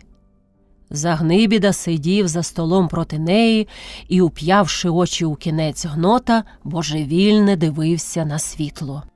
Нешвидко перевів він їх на розлиту по столу наливку, підняв руку, умочив пальці і почав мастити голову. Христя тихо зареготалась. Такі смішні їй здалися ті витребеньки п'яного хазяїна. Палкий погляд Загнибіди, досягаючи до неї аж у кухню, перервав її регіт. Вона затихла. Загнибіда, наставляючи ухо, слухав. Стало тихо-тихо. Христя чула, як у неї серце кидалося. Це Загнибіда устав, налив чарку, випив і на пальчиках покрався у кухню. Христя закам'яніла на місці. Вона навіть не пригадає, як Загнибіда опинився біля неї, пригорнув до себе і тихо поцілував у щоку. Огонь! Не огонь опік її, якась огненна течія розлилася по її тілу. «Христе, голубко!» – шептав він, пригортаючись до неї. Вона тріпалась, мов уражена. «Чого ви лізете? Гетьте!» – скрикнувши вона на всю хату, отпихаючи його від себе. «Тсс!» – засичав Загнибіда і знову почав дослухатися. Кругом, як у вусі, тихо, тільки з кімнати доноситься сап важкий. «Знаєш що, Христе?» – почав він. «Я тобі заплачу ті гроші, що батько зазичав у мене». «Чула я, як він зазичав. Спасибі вам, Супруном», – відказала Христя. «Що ти чула? То брехня, їй-богу, брехня. А от що я тобі скажу. Хочеш бути багачкою, ходити у шовках, у золоті?» Христя мовчала. «Що твоя душа забажає, все тобі буде. Чи їсти тобі, чи пити?» «Ти бачила оту здухляку?» – ткнувши пальцем на кімнату, спитався Загнибіда. «Їй день віку, та й того я ще укоротити маю. Стидка, бридка, а ти мені якраз під норов підійшла». Христя мовчала, тільки її серце непокійно билося. «Христе!» – благим голосом прогув Загнибіда і кинувся до неї. Очі його світились, як у кота.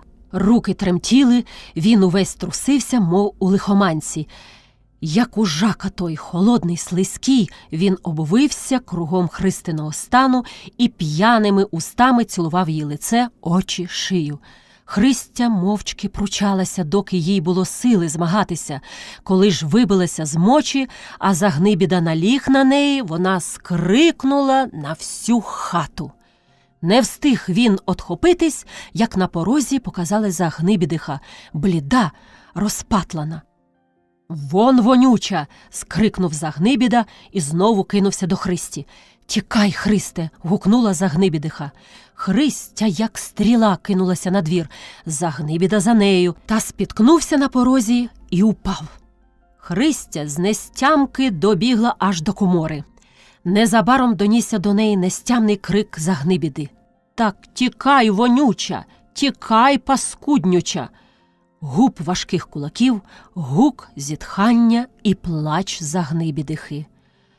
«Ох, уб'є ж він її, уб'є!» – гомоніла сама до себе Христя, ламаючи руки. Їй хотілося кинутися, оборонити нещасну хазяйку, і страшно було Загнибіди, страшно того непевного крику господині «Тікай, Христе!».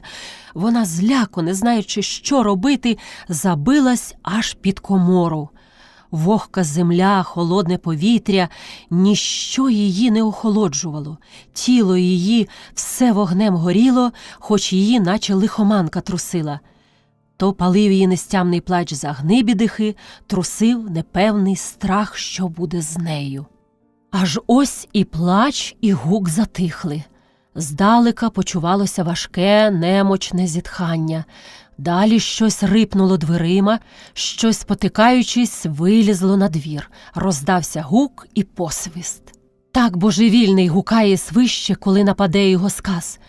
Христя припала лицем до землі, затуляючи вуха руками, щоб хоч не так доходив до неї той різучий посвист. «Христе!» – почувся охриплий голос Загнибіди. «Де ти, озовись? Усе віддам тобі. Що є в мене, все твоє. У шовку наряджу, сріблом обкую, золотом обсиплю. Чула? Озовися, бо найду гірше буде», – сварився він. «Петре, побійся Бога!» – ледве-ледве доходив немочний голос Загнибідихи. «Ти знову устала!» – скрикнув Загнибіда. «І не доб'єш, прокляту! Лиха година тебе не візьме від мене, вонюча, паскуднюча, стидка, бридка!» «Легше, легше!» – донеслося з вулиці. «Ось не займай лиш, хай йому!» – казав другий голос. «Чому?» – допитувався перший. «То Загнибіда бенкетує. Причепиться, не одв'яжешся». Загнибіда мов не чув тієї розмови прохожих. Стояв серед двору та знай костить жінку, на чим світ стоїть, а та, обливаючись слізьми, прохала його йти спати. Далеко-далеко за північ, видно, вже притомившись лаятись, він пішов до рундука і сів на крильці. Коли бліда зоря зайнялася над сонною землею і Христя вилізла з-під комори, щоб піти у хату нагрітися, то перше усього кинувся у вічі їй Загнибіда. Сидячи на рундуці і схилившись до стовпа головою, він спав. Христя й сонного його злякалася. Щоб, бувай, як не збудити, вона на пальчиках покралася за хвіртку і стояла за ворітьми, чуманіючи, поки не почула гомону у дворі. То гомоніли товстий крамар та гнилозубий чоловік, тягнучи Загнибіду в хату. Їм не під силу було утягти його п'яне тіло, і хазяйка кликнула її допомагати. Розділ 4.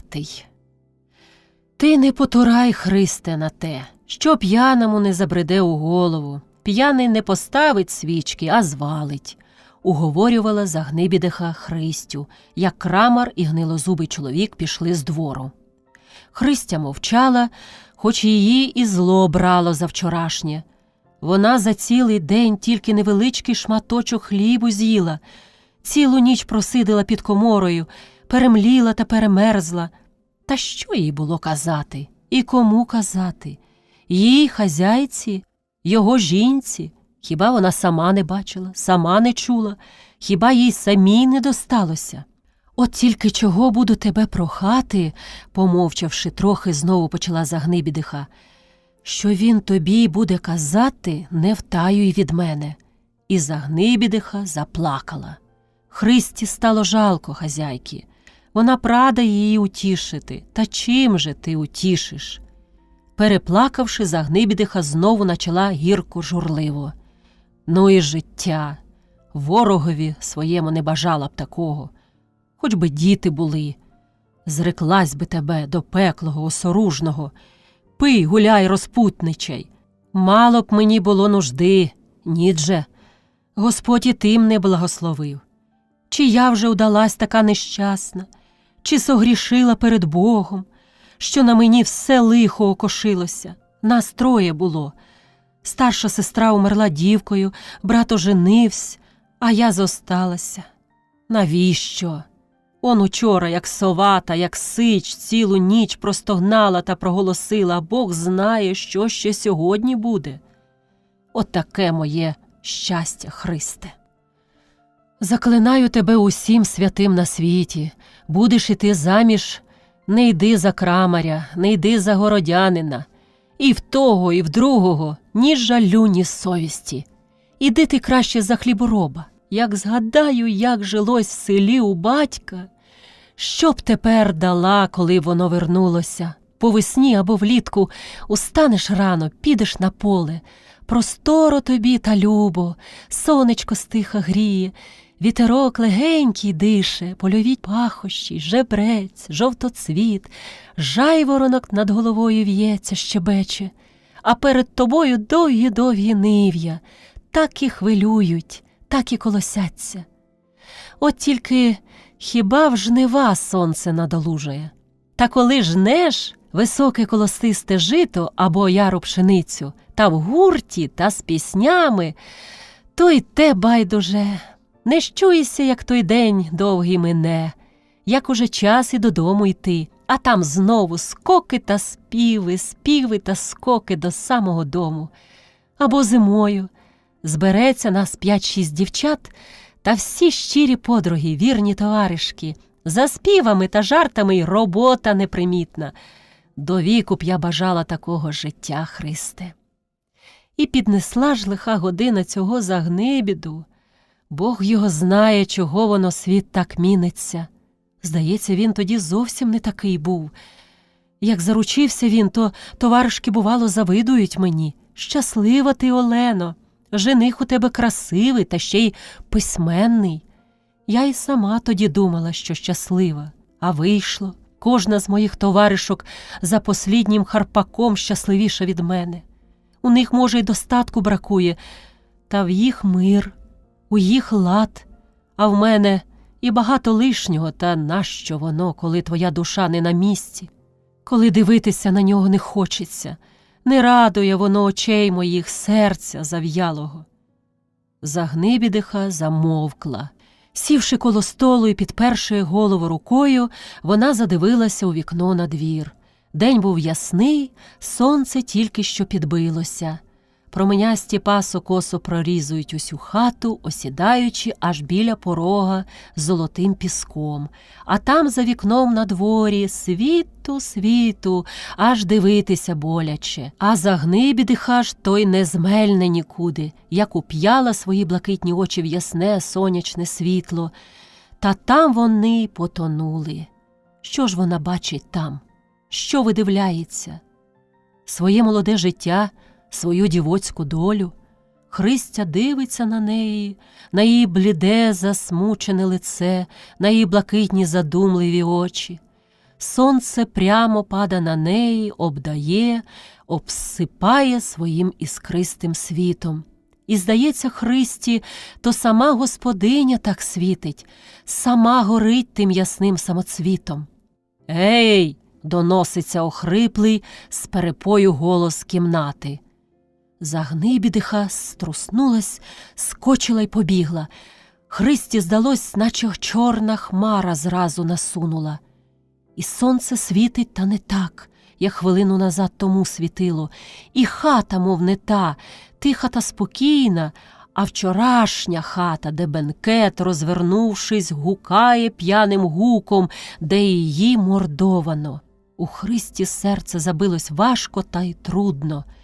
З нічев'я вона кинулась до печі, то оттуле заслінку, подивиться в чорні челюсті, то знову затуле. Це ухопила віник і почала вимітати піч. Загнибіда увійшов у кухню, поточуючись. Одутлуватий, закустраний, він став серед хати, понуро оглядаючи кругом себе. Загнибідиха стала коло печі, заслонюючи від його Христю. «А та де?» зично спитав Загнибіда. Послала на базар за бубликами. Торкаючи рукою Христі, отказала Загнибідиха. Христя коло печі присіла. «На що?» – гаркнув Загнибіда, гостро глянувши на жінку і, похитуючись, повернув у світлицю. У Христі аж дух сперло в грудях, поки Загнибіда допитувався. Як же він пішов, а за ним і Олена Іванівна, вона мерщій тихенько покралась у сіни, дослухаючи, що буде далі. Коли знову здійметься буча по вчорашньому кину, утечу додому, рішила вона. Скільки хвилин пройшло незамутної тиші, це зразу наче у дзвони вдарено. «Жінко!» – гукнув Загнибіда. «Я тут!» – почувся її тихий, болісний голос. «А, ти тут! А я думав, пішла куди. Може, кого кращого знайшла?» «Га? Кращого? Сідай отут проти мене, дивись мені у вічі. Тільки й добра у тебе що очі, а то все кат знає що. Дивись на мене!» – вередував Загнибіда. «Та я ж дивлюся». «Дивися, дивись, почи я не засну, коли ти вірна жінка. Богом дана, то й дивись, доглядай свого чоловіка. Ти бачиш, я п'яний, ну і доглядай мене, і за сну доглядай, і за сон не ручайсь, бо я із сонний устану і піду до других». «Що ж мені казати, твоя воля, твоя й сила. Уже ж я тебе не вдержу». «Не вдержиш?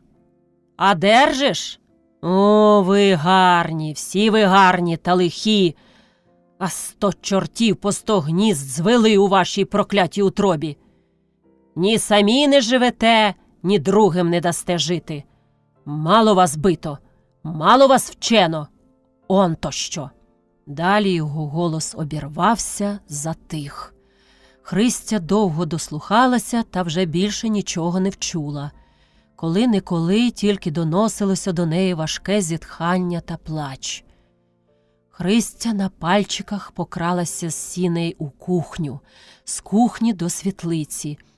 Двері з кімнати були трохи отхилені, і Христя зазирнула в щілину. Загнибіда лежав на ліжку, закривши очі і розкривши рота. Його високі груди важко піднімались та опускались. Загнибідиха сиділа проти його. На її зблідлому лиці ще видні були сліди сліз. Почервонілими очима дивилась вона на його. Туга, скорбота та несамовита мука світилася ними. Несподівано вдарено в церковного дзвона. Зично й голосно розкотився його товстий гук. Христя кинулась і Загнибідиха. Загнибіда тільки розкрив очі, бликнув на жінку і одвернувся до стіни. Христя мерщій покралась назад у кухню. Важкі думки обняли її голову, тяжка туга сповила серце. Учорашнє ще стояло перед нею, гірке та образливе. Воно ще не пройшло, не утихло, а тут і сьогоднішнє підновило. Бодай ми не родилися на світ, коли над нами отак знущаються. Он вивернувся, як кабан, вередує, а ти сиди над ним, дивися на його задуту пику, слухай його варнякання і, проклинаючи, жди, поки він засне. Коли б не гріх, приспав би тебе, до віку не підвівся. Все зле й гидке, що затаюється у чоловічій душі на самому дні, спливло наверх, знялося, і гідливість, і ненависть, і ще щось, чого Христя через хвилину сама злякалася. Вона забачила здоровенний кухняний ніж на столі. «От тим би тебе приспати!» – ударило їй у голову. Прийшовши до пам'ятку, вона перехрестилася. «І збредеш таке на думку! Тьфу!» – сплюнула вона і повернула гадки на щоденні клопоти. «Що ж це воно буде? Хіба сьогодні не топитимемо, не варитимемо?» Якось озирнулася, перед нею стояла хазяйка. Її червоні очі ще не просохли від сліз, бліде лице було аж жовто-зелене. Сказати, Вона днів з 5 ні на волосину не спала або не дугувала з місяць. «Чи будемо сьогодні варити?» – питає Христя. А Загнибідиха божевільне подивилася на неї, та як припаде до столу, як заридає, наче ножем пройняла Христю наскрізь. «Та годі, хоч не плачте!» – скрізь сльози вимовила Христя. «І чому я не пропала малою?» – скрикнула Загнибідиха і вся затіпалася. З того часу між Загнибідихою і Христею настав лад. Сказать би товариство, коли б Христя була рівна. А то Христя завжди держала себе геть осторонь, і як чужа, і як молодша, і як наймичка. Зате Загнибідиха ходила за Христею, як за своєю меншою сестрою. Коли Христя забуде, що зробити, Загнибідиха сама зробить, а не нагадає. Після свят вона не тільки ублагала чоловіка набрати наймичці на одежу, а сама пішла і набрала разом на 2 – буденну і празникову. Прийшлося шити. У Христі хоч рука трохи і піджила, та палець болів. Загнибідиха сама шила, а Христі наробила масті і клала до пальця, щоб скоріше підживало. Як настали буденні дні, то Загнибіда хіба обідати та на піч наверне додому, а то все на базарі, у крамниці. Загнибідиха і Христя самі дома. Упоравшись коло печі, посідають рядком, роблять що, ведуть по душі розмову.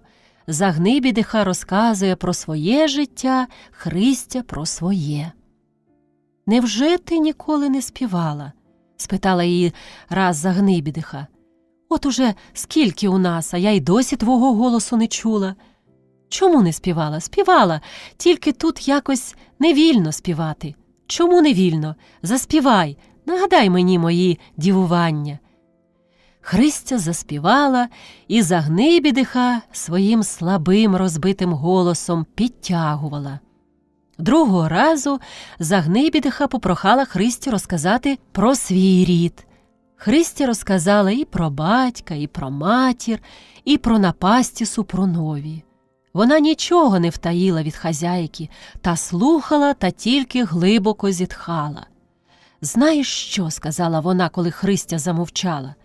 «Ти б пішла в село, матір провідала». «Коли ж мені піти?» – питає Христя. «Коли? Ось у середу. Його винесе, аж до понеділка не буде. От і вибери день, піди».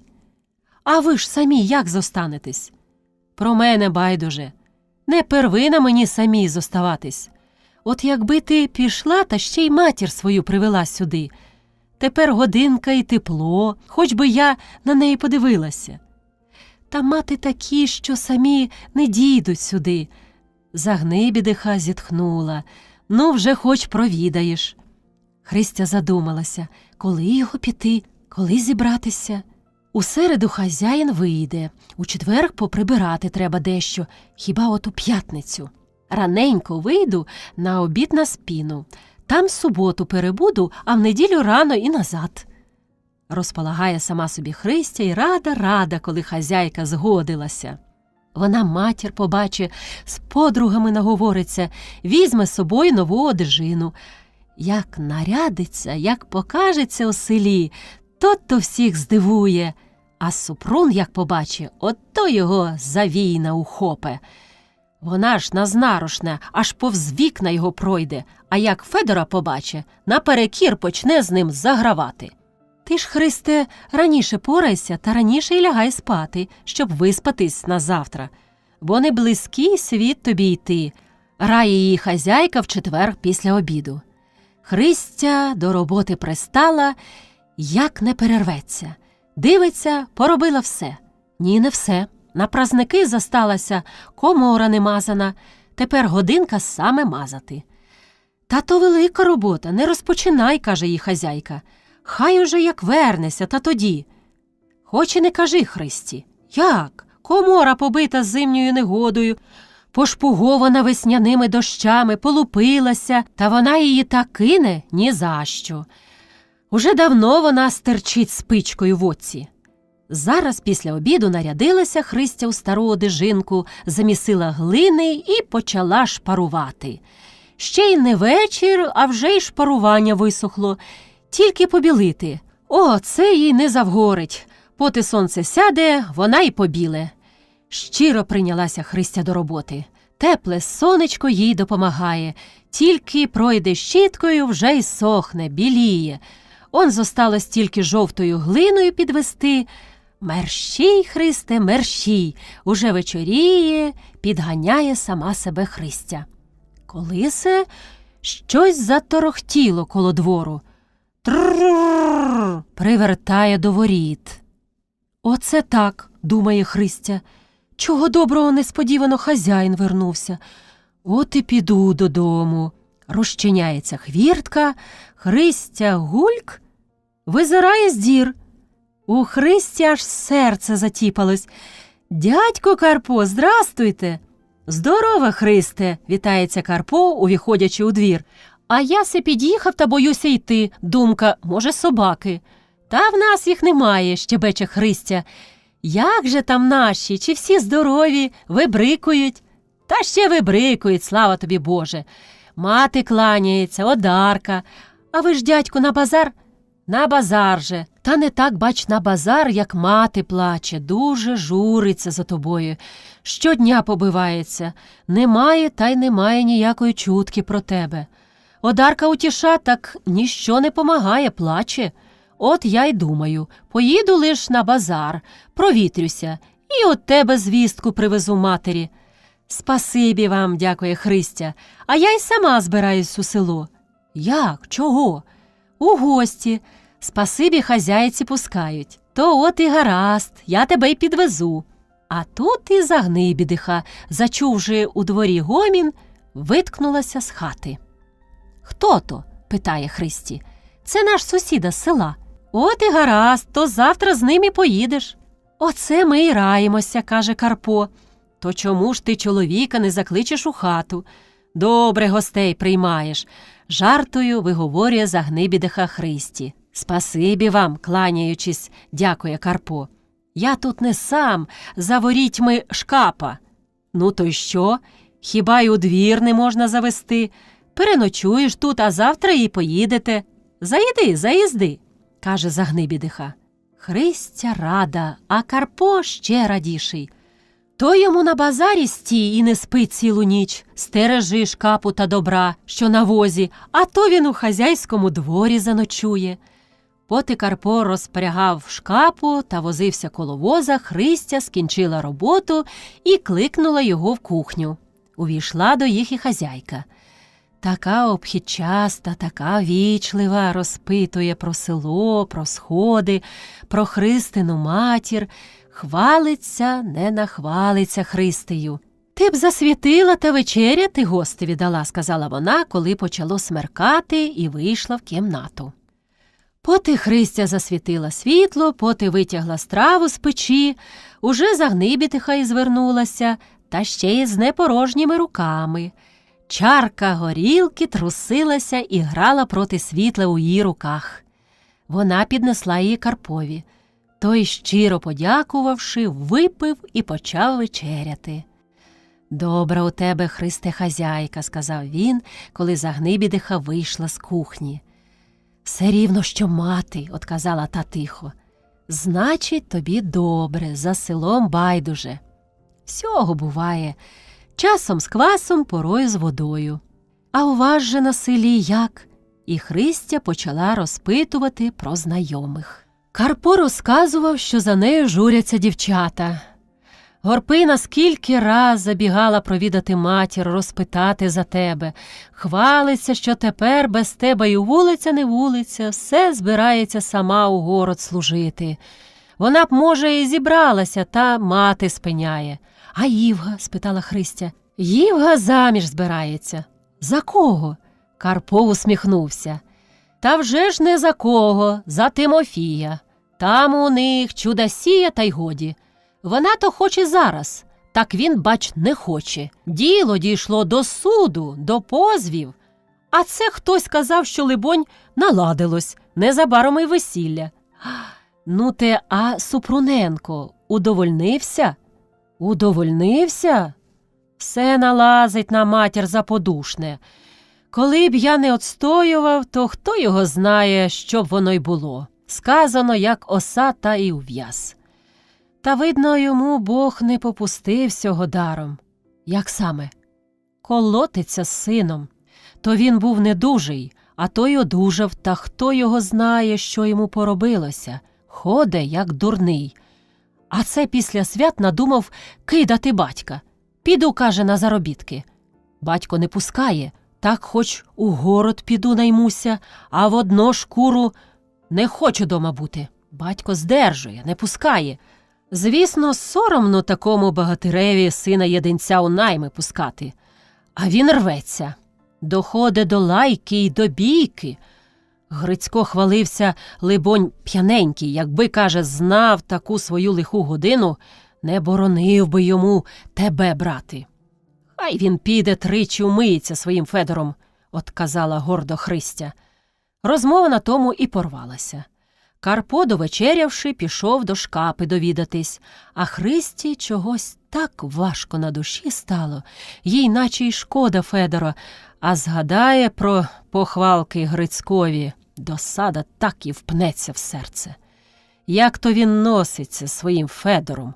Дума, як багач, то так усяк і побіжить за його? Невесела лягла вона спати і довго не спала. То вона ворочалась, то думки все такі непривітні ссали за серце, і вона важко зітхала. Їй зразу отпала охота й додому їхати. Чого вона поїде? За матір Карпо звістку привіз, здорова, тільки журиться. А кого їй більше бачити? Ще стрінеться з дурноверхим Федором, то знову підуть про неї поговори. Не щулася, коли заснула. Прокинулась, уже світ білий заглянув у вікна, і Карпа не було в хаті. Вона вийшла довідатись, чи немає на дворі, і на дворі не було. Карпо махнув на базар, щоб мерщій справитись і, не гаявши часу, повернути додому. Коли він вернувся, Христя не тільки зібралася в дорогу, а й по хазяйству дров наносила, овоч на страву накришила. «А що, справилися?» – питає Карпо. «Уже. То поїдьмо, зараз хазяйка з базару вернеться». Загнибідиха не забарилася. Про неї тільки що говорили, а вона і на поріг. Христі здалося, що вона наче й на лиці трохи почервоніла, і очі в неї сяяли, грали. «Забарила я вас?» – спитала. «Ні, я сам тільки що в хату», – отказує Карпо. «Ну й гаразд, а я думала, забарила та поспішаю. Оце, Христе, повези своїй матері гостинця від мене». Повернулася до Христі, виймаючи з кошика пухку високу булку. «Нащо? Не твоє діло, бери», – суворо сказала Загнибідиха. Христя, подякувавши, взяла і завернула булку в нову хустину. «А оце вам на дорогу», – вийнявши паляницю і 2 рибини, подала Карпові. «О, Господи!» – аж скрикнув той. «Спасибі вам, спасибі! Я не знаю, як вам і дякувати. І на ніч пустили, а тут ще й це. Спасибі вам!» «Чому не одягаєшся тепліше?» – повернулася знову до Христі. «Бери свиту, бо тепер ще хто знає, що буде до вечора». Христя покірливо одяглася, підперезалася. «Прощайте ж, спасибі вам!» – дякували разом Карпо і Христя, виходячи з хати. «Щасливо! Їдьте здорові! Гляди тільки, дядьку!» – усміхнувшись, каже Карпові, «не завези зовсім дівку, бо без неї я тут пропаду». «Як же се можна?» – отказав Карпо. Уже вони й посідали. Карпо узявся за віжки. «Христе!» – кликнула Загнибідиха. «Іди лиш сюди на час, я маю щось сказати». Загнибідиха одвела її геть і, дивлячись в очі, тривожно сказала: «Кланяйся, Христе, від мене матері, хоч я її не знаю.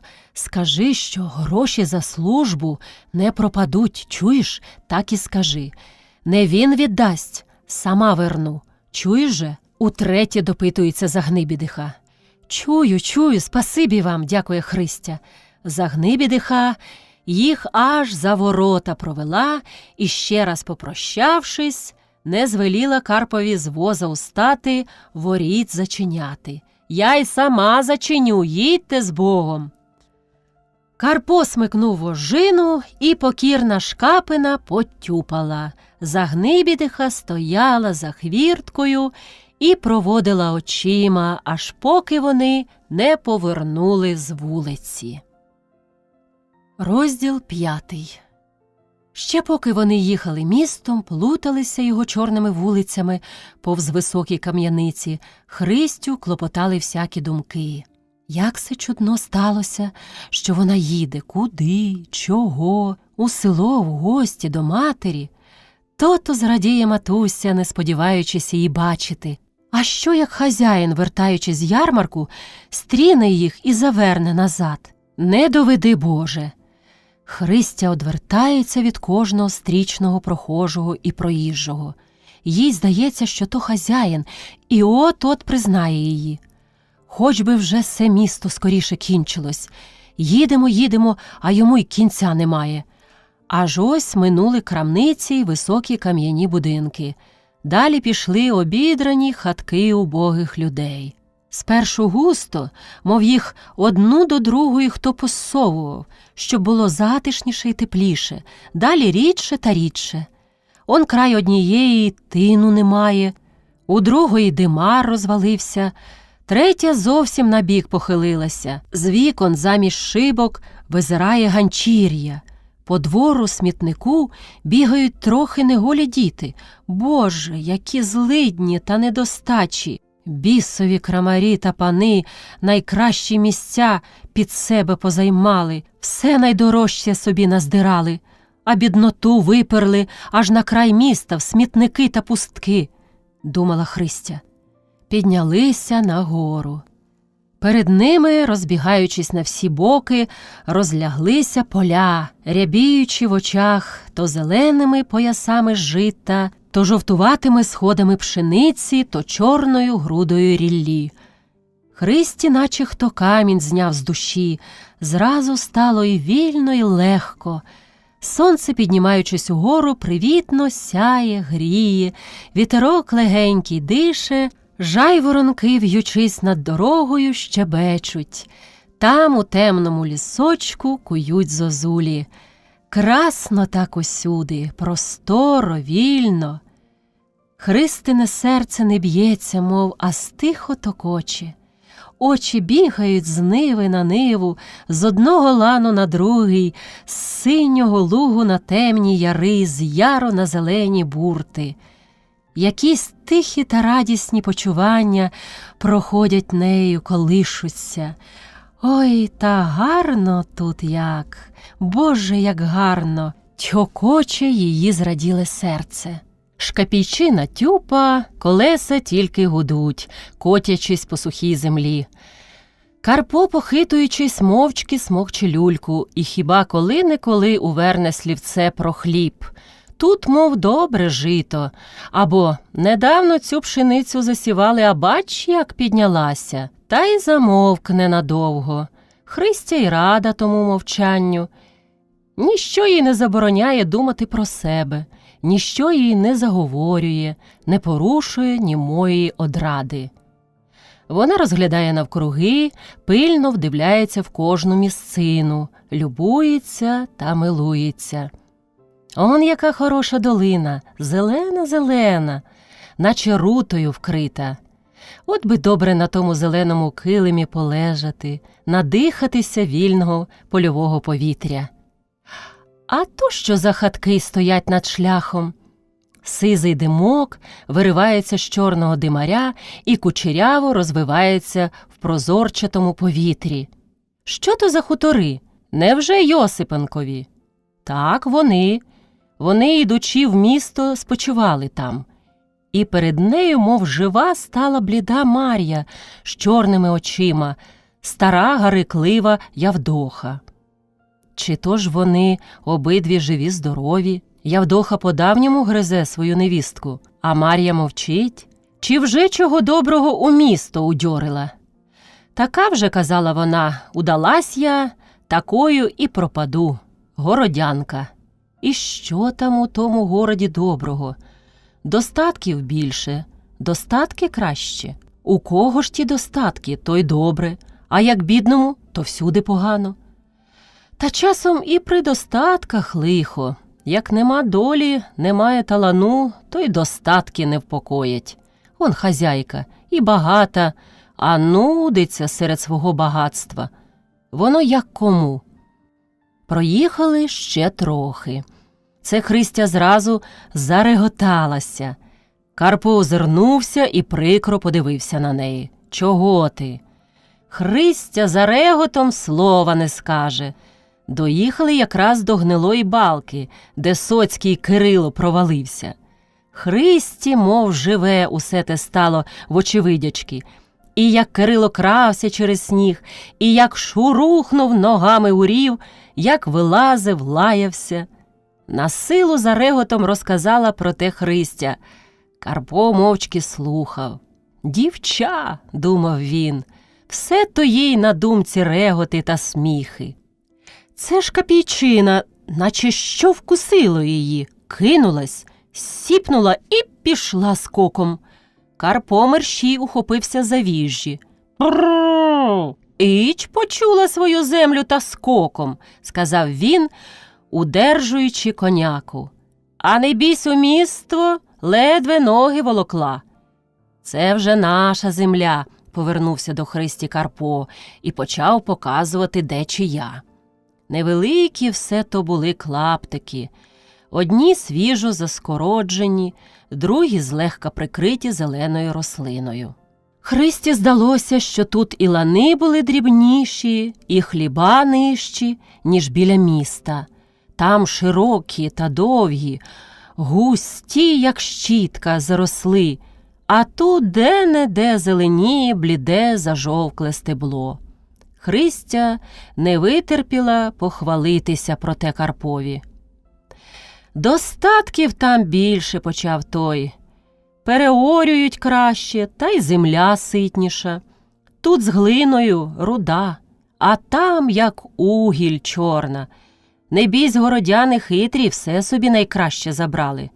Воно, бач, і тут нічого, коли б хоч трохи більше землі тієї, а то всього жменя, а ти крутися біля неї, тягни звідти на податки, і на прожиття». Карпо важко зітхнув. Зітхнула й Христя. Мовчки піднялися нагору. Хрест Мар'янівської церкви заблищав проти сонця. Засяяла баня, далі і покрівля зазеленіла, показалися садки, хати, село, село. І серце Христине неспокійно заколотилося у грудях. Пріська того дня, попоравшись коло печі, сіла спочити, їсти їй капельки не хотілось. Думки розбирали голову. Як там у городі? Що з Христею? Чи не звернувся, бува, Карпо? Пріську наче за поле тягло піти довідатись. Ох, хоч би там усе було щасно, хоч би Христя була здорова. Кожна наймичка, люба, поки здорова. Здоров'я усьому голова, думала Пріська, збираючись до здора. Вона застала Одарку за роботою та купала дітей. Чорноока Оленка, вимита, вибілена, лежала на подушці і щось весело сама з собою щебетала. Білоголовий Миколка їздив у ночвах, хлюпостючись у теплій водичці. Все йому хотілось пурнути з головою, і він то присідав, то прилягав, допитуючись матері, чи видно його голову. Одарка сиділа на лаві, любувалась синовою забавкою, щебетанням дочки. Вона й не думала купати Миколки, та той, побачивши, що сестру купають, пробі намігся. «Води ж чистої немає», – казала Одарка. «Я і в тій, що Оленку купали». От і Одарка витирала та зодягала Оленку, Миколка мерщій сорочину з себе та в ночви.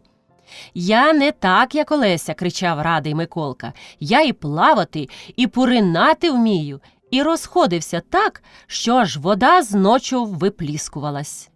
«Що се ти, Одарко, дітей купаєш?» – здивувалася Пріська, мерщій зачиняючи за собою двері. Одарка не вспіла одказати, як закричали діти: «Бабуся, бабуся!» Оленка, простягаючи до неї свої пухкі та білі рученята, світила чорними очицями і нетвердо вимовляла: «Бач, бач, Біля купалася!» Пріська підійшла до Оленки і, взявши за ручку, цілувала маленькі пальченята. А Миколка ззаду на всю хату вигукував: «Бабусю, бабусю, а дивіться, як я пурну! Дивіться з головою!» «Гарно, гарно!» – похвалила Пріська, припадаючи до Оленки. «Ви бо не дивитесь!» – гукав Миколка. «Дивіться бо!» Пріська мала повернутися і до його, подивитися, як Миколка, заплющивши очі і затуляючи носа, прилягав у ночвах. «А що?» – глибоко допитувався. Глибоко, глибоко, гляди, не втопися ще!» «Ей, я не втоплюся, я вмію плавати!» – храбрував Миколка, вимахуючи аж поза ночвами руками. Привітавши дітей, Пріська повернулась до Одарки. «Що, не було? Не вертався?» «Немає. Бог його знає, що воно за знак. Уже б час і бути, а його немає. Сідайте, підождемо трохи. Як не буде, пообідаємо разом». «Спасибі тобі. Я так тільки довідатись», – зітхнувши, одказала Пріська, і мала була йти. Одарка не пускає. «Тільки підете, розсердюся і ніколи до вас не прийду», – посварилася вона. Пріська зосталася. Тільки що всілася, Миколка, виполоскавшись, виліз з ночов, і Одарка почала його одягати, як у хату донеслося. «Трррррр! Карпо, Карпо!» – скрикнула Пріська і мерщій на двір. Стрівши Карпа, вона разом і здоровкалася, і допитувалася: «А що? Як Христя? Чи жива, здорова?» «Та Христя тута!» – каже Карпо. «Як тута?» – скрикнула злякана Пріська. «Тута, приїхала!» «Коли приїхала? Де приїхала?» – бурмоче Пріська. По її старому обличчі бігають смуги й радості, і разом нестямної муки. Очі горять, вона вся труситься. «Христя пішла до вас», – каже Карпо. Пріська кинулася до свого двору і стрілася з дочкою коло воріт. «Здрастуйте, мамо!» – гукає Христя веселим, дзвінким голосом, підбігаючи до матері. «Чи ждали, чи сподівалися?» Мати стоїть проти дочки, німа, мовчазна, уп'яла в неї свої потухлі очі. «Матінко, не пізнаєте мене?» – спитала Христя. «Христе, дитино моя!» – простогнала Пріська, обнімаючи дочку, і заплакала. Тут саме підбігла Одарка. Вона постояла, поки віталися дочка з матір'ю. Потім підійшла до Христі, поздоровкалася, поцілувалася з нею. «Ач, яка молодець Христя!» – каже Одарка. «Ми тут за нею кожну чутку ловимо, переймаємо, а що бачити, то й не сподівалися». «А я так, несподівано!» – весело щебече Христя. «Молодець, молодець!» – одно плеще Одарка, обдивляючись. «Чого ж ми стоїмо тут?» «Ходімо хоч у хату», – опам'яталася Пріська. «Ідіть», – каже Одарка, – «побалакайте та нас не забувайте. Чуєш, Христе, гріх тобі буде, як до нас не забіжиш». «Забіжу, не забуду». Сусіди розійшлися. Пріська й Христя пішли до своєї хати, Одарка до своєї. «Як же ви тут живете?» – допитується дочка у матері, увійшовши в хату і обдивляючись ту оселю, де зросла вона. Після міських покоїв їй своя хата здалася такою тісною, невеличкою. Бач, вона скільки літ прожила тут, а й не примічала досі сього. «Як живемо?» «Знірчо, як живемо», – бубоніла Пріська. «Живемо, та й годі. Смерті дожидаємо, а смерть не приходить. Уже наше таке життя. То з того боку рвуть, то з другого скубуть. Коли б не ці здори, та годі, хіба ти сама не знаєш, як жили, не покращило. Як ти там? Про мене не турбуйтесь, матінко. Добре мені там. Хазяїн трохи крутенький, зате хазяйка, дай їй, Господи, і щастя, і здоров'я. Добра людина. Вона кланялась вам. Поклонись, каже матері, скажи їй, хай не побивається. Заспокой, що моя служба не пропаде дарма, не піде замарно. Я, каже, сама віддам гроші.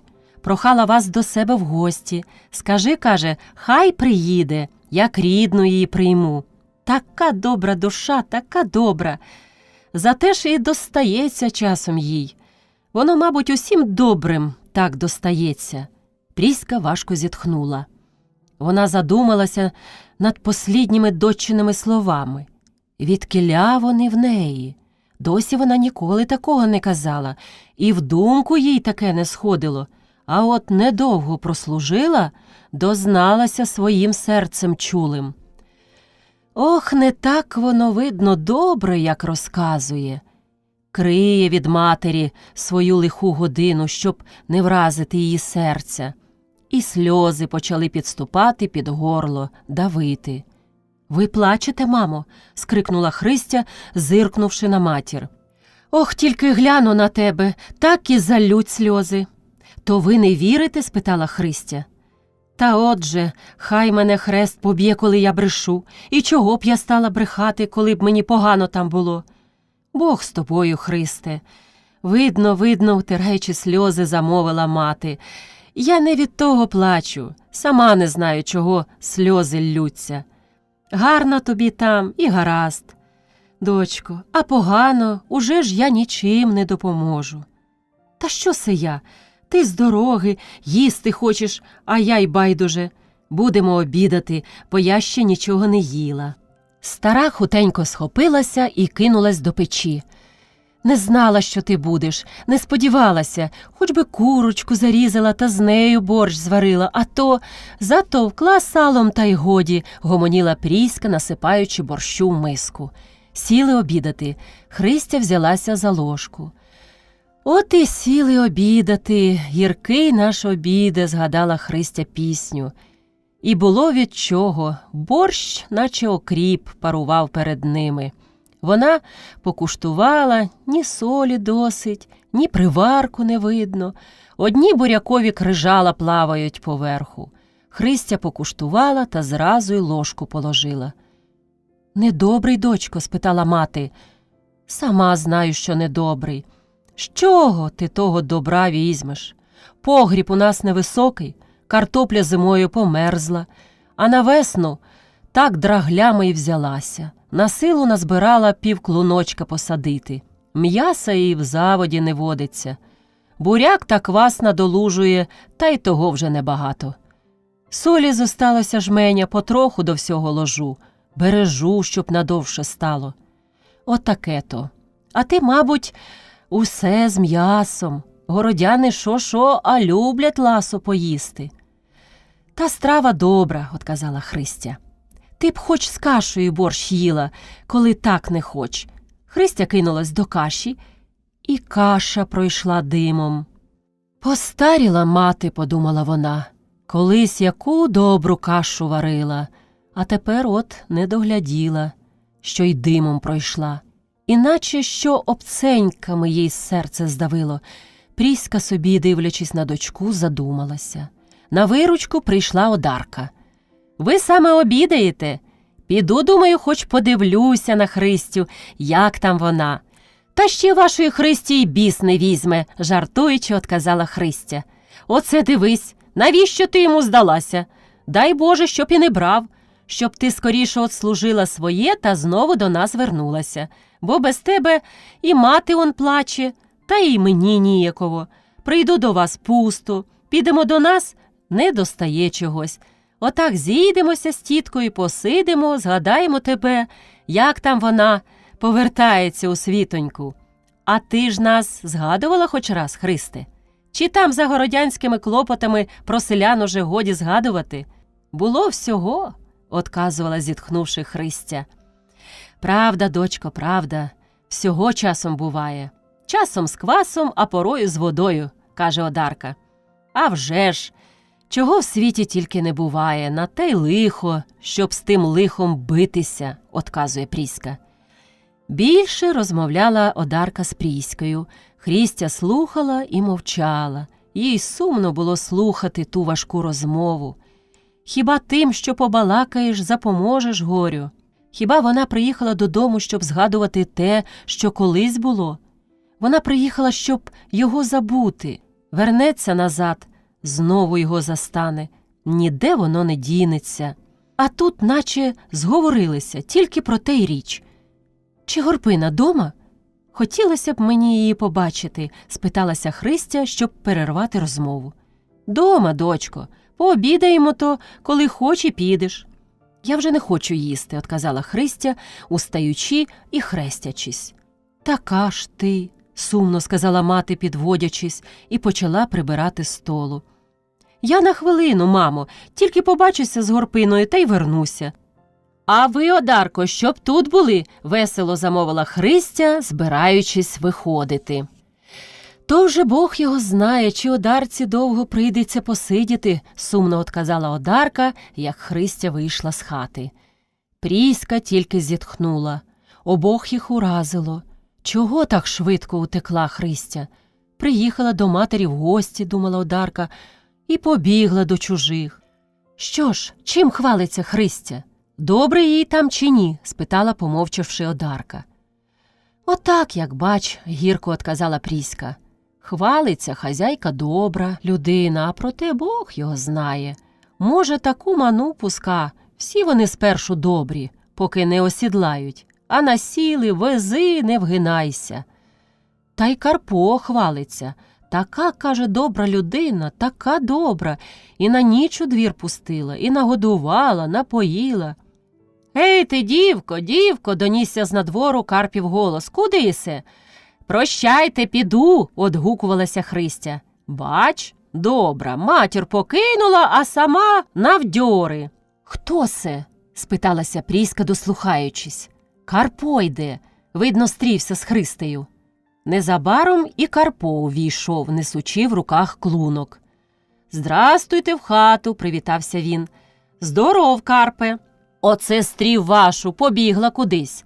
Рада, що вирвалась. То вона до Горпини.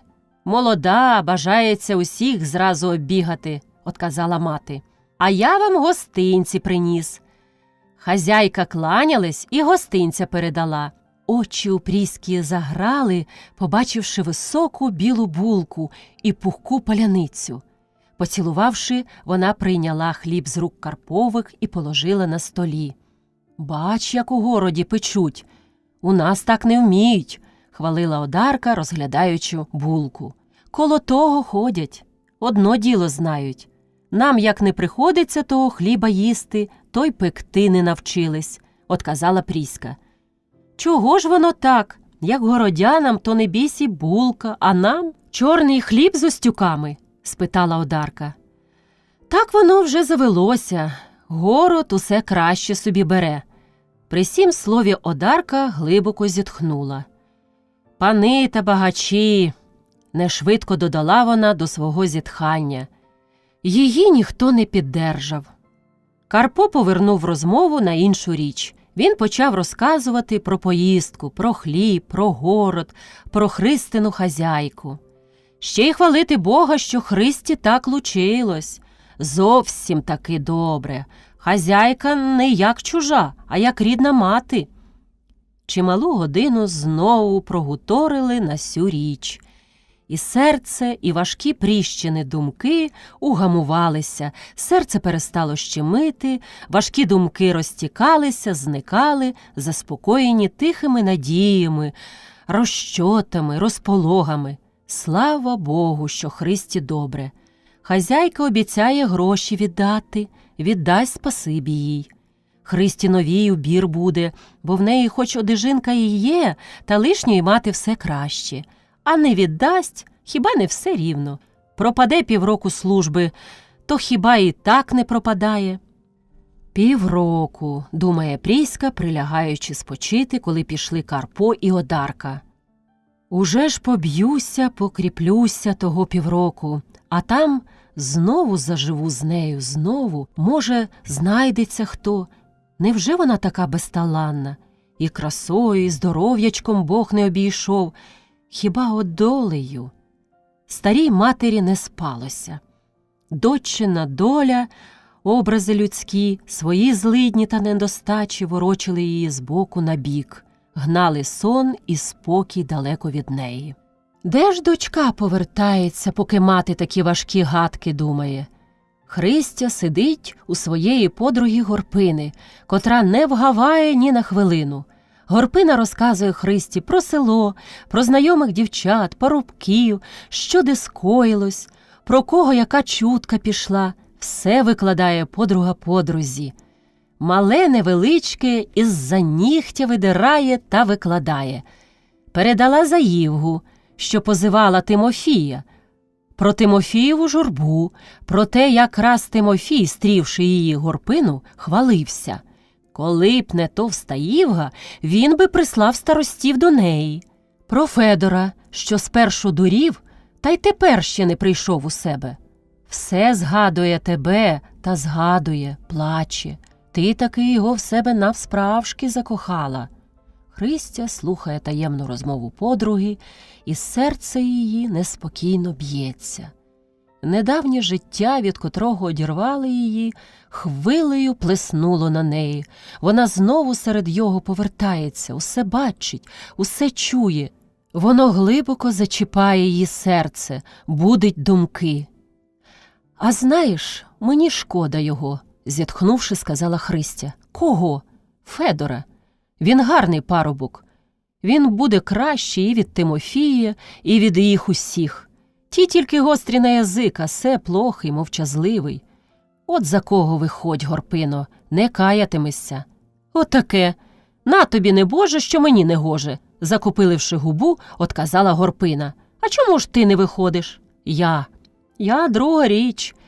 Мене його батько не хоче за невістку мати. А мене візьме? Он він шука багачки. Дума, десь дурну знайде. Та хай йому гаспит. Ти краще розкажи мені про город. Як там у вас?» Забиває бак'я Горпина.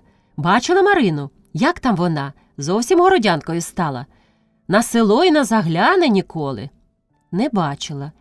Ніколи було довідатись, де вона і як вона». Христя почала розказувати про город, про звичаї, про хазяйку, хазяїна. Подруга теж нічого не втаїла перед подругою і розказала, яка їй притичина була з хазяїном. Пореготалися тепер удвох з того, що колись до сліз доводило. «Тобі таки вдає на те кохання», – додала регочучи Горпина, зависливо глянувши на подругу. «Бажаю і тобі так», – отказала Христя. «Не хочу, не треба», – затріпала руками та. «Старий жонатий та буде цілувати, цур йому, пек йому, осина йому». І червоніючи, як той сап'янець, Горпина реготалася. А Христя ще почала перекривляти п'яного загнибіду. Горпина аж за живіт береться та регоче, а в Христі очі грають, сміх та жарти не сходять з язика. Ішла на часок Христя з дому, а прийшлося вертатися аж ввечері. Так забалакалася з подругою. Сонце сіло, захід горів червоним вогнем, небо потемніло. Понад селом розіслалася вечірня тінь. По вулицях, грузько ступаючи, верталася скотина додому. Бігли свині, овечата. З дворів доносився хазяйський оклик. Село перед спокоєм загомоніло, заметушилося. І яким радісним, давно чувалим здається Христі той сільський гомін. Як у літню спеку на безводді, надибавши невеличку течію бігучої води в глухому ярку, припадає чоловік до неї, щоб загасити свою пекучу жагу, так і Христя з жагою прислухалася до того вечірнього клекоту. Знайоме та рідне вітало її любим привітом, чарувало несподіваним чаром. Виходячи з вулиці коло цвинтаря, запримітила Христя парубочу постать. Парубок ішов тихо, похнюпившись, наче провинився в чому, аби загубивши, що відшукував. Христя подивилася. Знайома хода, одежа трохи впримітку, а парубок наче незнайомий. Хто б то се? Його гостре схудале лице нагадувало колишнє обличчя Федорове. Невже він? Федоре? Не здержалась Христя. Парубок наче злякався, струснувся, підвів голову, подивився і, похнюпившись, знову повагом почвалав вулицею. Не пізнав, подумала Христя, повертаючись додому. Якась тиха досада підкралась до її серця і ущипнула. Та невже я обізналася? Ні, Федір то він. Тільки що сталося з ним? Ще ніколи не доводилось бачити мені його такого. Змарнів, опустився. Цілу дорогу клопотали Христинину голову думки про Федора. Коло свого двору стріла матір. Оце так. На часок пішла, а проходила до вечора, з докором стріла її мати. Христю обняла ще більша туга. Чи я справді збожеволіла, подумала вона, приїхала до матері, а повіялася до чужих, підглядала парубків незнайомих. А Одарка ждала тебе, і Карпо приходив. Довго сиділи, тебе піджидали. Надвечір знову Одарка забігала. Немає, кажу. Бач, каже, недобра яка. Як до чужих, то і на увесь день, а до мене і в хату не наплювала. Та я і сама не рада, що пішла, сумно отказала Христя матері. У хаті їй ще сумніше стало. Мати скільки раз зачинала розмову, та розмова плуталась, рвалась. То Христя промовчить на материне питання, то откаже не те. Діждавши, поки зовсім смеркло, вона послалася і лягла спати. Їй не спалося, сон десь далеко блукав від неї. Крізь невеличкі вікна пробиваються в хату сизі померки ночі. Зорі, мов іскорки, жевріють серед тієї темряви. Тихо, тихо, Христя лежить і думає. Усякі думки ходять у її голові. Їй чудним здається, що вона дома. Чи давно вона була в городі, а от тепер дома. Вона почала пригадувати сьогоднішні виходеньки, розмови з Горпиною. Багато вона лишнього наказала їй. І навіщо було б хвалитися? Що, як Горпина не втаїть та рознесе все те по селу? Ні, Горпина не така, вона нікому не похвалиться. А ну, як похвалиться? То Христя ж, коли так, усе розкаже, що сповірила їй подруга. Кому? У городі хто її знає? Хіба хазяйці? А що тепер хазяйка діє? Спочива, певно. Хотілося б її побачити. От всього дня не бачила, а й скучила за нею. А що, як хазяїн вернувся і почав лаяти, нащо пустила її додому? І їй учувалася та лайка, крикливий голос, палючий погляд. Господи, що б вона дала, коли б можна було мухою або птицею якою повернутися і опинитися там? Не дано ж того чоловікові. Її серце неспокійно почало битися. А тут знову зійшов на думку Федір, його зомлілий образ, його засмучений погляд. До півночі качалася Христя з боку на бік, поки не прийшов сон і не заспокоїв її гарячої голови. Смутні думки приспали Христю, та нерадісніші і збудили. Їй щось тіснилось, та не пригадає вона що. Щось таємне та страшне заставляло дуже битися її серце. Якісь невідомі почування невідомого лиха обіймали її душу. Вона і вимилася, і прибралася, а ті почування все більше росли, все глибше западали в думку. Тісною і смутною здалася їй своя хата, рідне село наче принищило, помиршавіло. Життя його спустіло, наче пожежа пройшла і спустошила самі найкращі місця. Вона радніша кинути його зараз і полетіти назад у місто. А ще ж тільки сьогодні субота, до завтрього після обіду їй бути. Така журба розбирає її, так їй важко та трудно. «Чого ти, дочко, сумуєш?» – питає мати і рає. «Ти б пішла до Одарки». Христя зібралася пішла. Тільки і в Одарки не краще. Дітвора гомонить, Одарка вітає і розпитує її, а їй слово важко сказати. Думка про місто не виходить з голови. Не забарилась і мати, упоравшись біля печі, прийти до них. Мати розмовляє з Одаркою, а вона сидить, мовчанку справляє. А біля серця щось в'ється, якась гадина уп'ялася у його, ссе, кусає.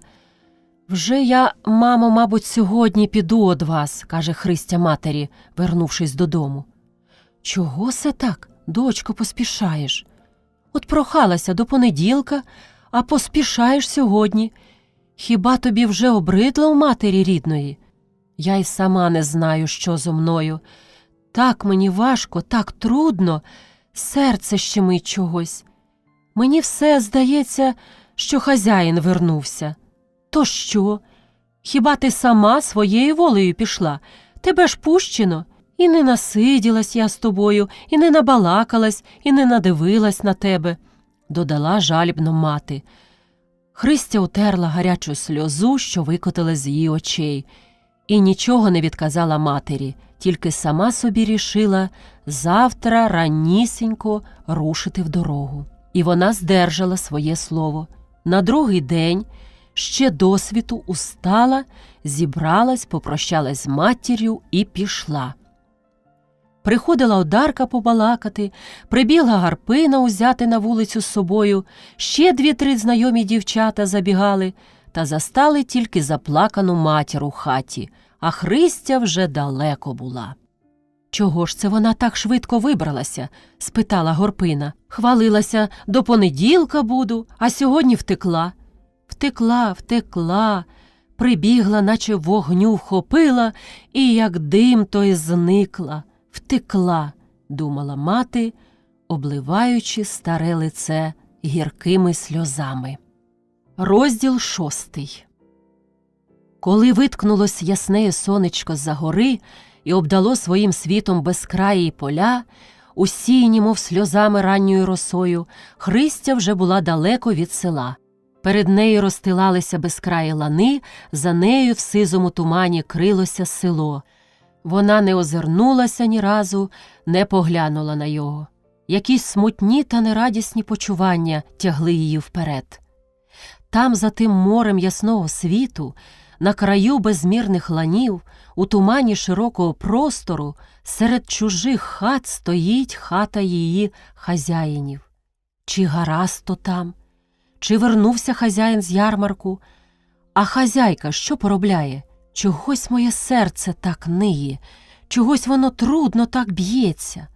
Ох, скоріше б добратися. І Христя все дужче та дужче налягає на ноги.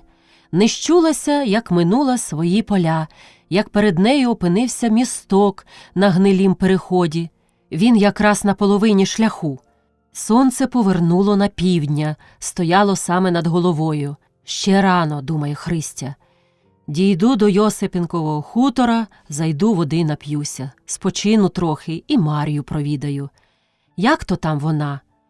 Думки про Мар'ю на якийсь час одвернули її від міста. Та ненадовго.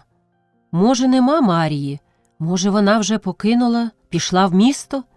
Місто? І оп'ять місто, подумала Христя, і щось гірке та нерадісне ущипнуло її за серце. «Ну чого се я?» – утішала сама себе, утираючи з нечів'я набіглу сльозу. І знову налягла на ноги. Ось і Йосипенкові хутори. Щось бовваніє серед двору, доноситься до неї гук, крик. Видно, свекруха розходилася. Ніяково й заходити, думає Христя, применшуючи ходу. І не помилилася. То справді гукала Явдоха на невеличкого чоловіка, що сумний сидів на приспі. Казала: «Учи шкуру, бери палицю до рук та бий, так жалко тобі». Отже тепер і пожалів. Вона тобі ось чого піднесла. І, скрутивши разом 2 дулі, стара ткнула ними у вічі чоловікові. Той, похнюпившись, сидів, мовчав. Мовчиш, заривала знову Явдоха. І що з тебе за чоловік? Якби не раз, не два побив їй голову, щоб і на в'язах не вдержала. От би вона тебе й поважала, вона тебе й почитала, а то, як клоччя батіг. Нестеменний покійний чоловік. Того я хоч у руках держала, а ти що? Тьфу! А тепер от і сиди, як сич надувшись, журися та жди, поки вернеться. Дожидайся, діждеш. Ну, чого ви в'язнете до мене, гірко промовив чоловік. Хто ж, як не ви, вигризли її з двору? Так це я, мати. Це дяка така матері, що тебе на розум наводила? Я її вигризла. Що ж я, собака по-твоєму, а? Я не кажу, що ви собака. А чого ви гризетесь? День не пройде без того, щоб ви не гризлися. Хвилину душа спокійно не побуде на місці. Так і жди. Отже, тихо, а тут і схопилася буча. Хіба в такому пеклі, прости Господи, проживеш? Кам'яне і те не здержало б вашої гризні. А що ж, по-твоєму, мовчати мені їй? Поганці-прийманці, мовчати? Що ж вона таке? Вона надбала? Вона навезла з собою? У чужім добрі, та ще й старшинувати буде? Ні, не діжде вона своїм родом поганим. Мені нужда, що вона в мандри вдарилась. Дивись, яка журба. Не первина її мандри справляти. Звідти, здається, її і брали. То чого ж ви їй клопочетесь? Чого? Аж стрибала стара. Ох ти, голово дурна! Чого клопочуся? Того, що наглумилася вона над нами, насміялася над твоєю головою дурною.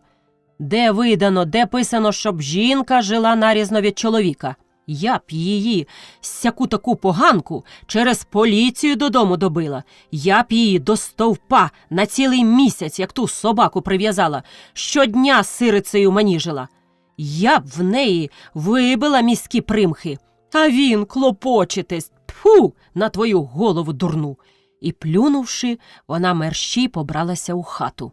Чоловік тільки розвів руками і ще нижче похнюпився.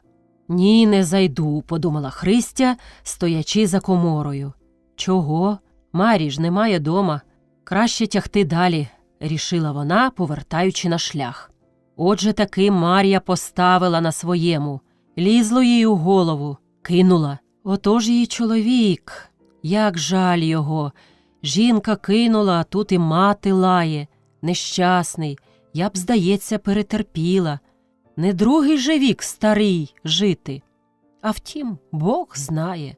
Не от добра тікають люди. Видно, залила стара за шкуру сала.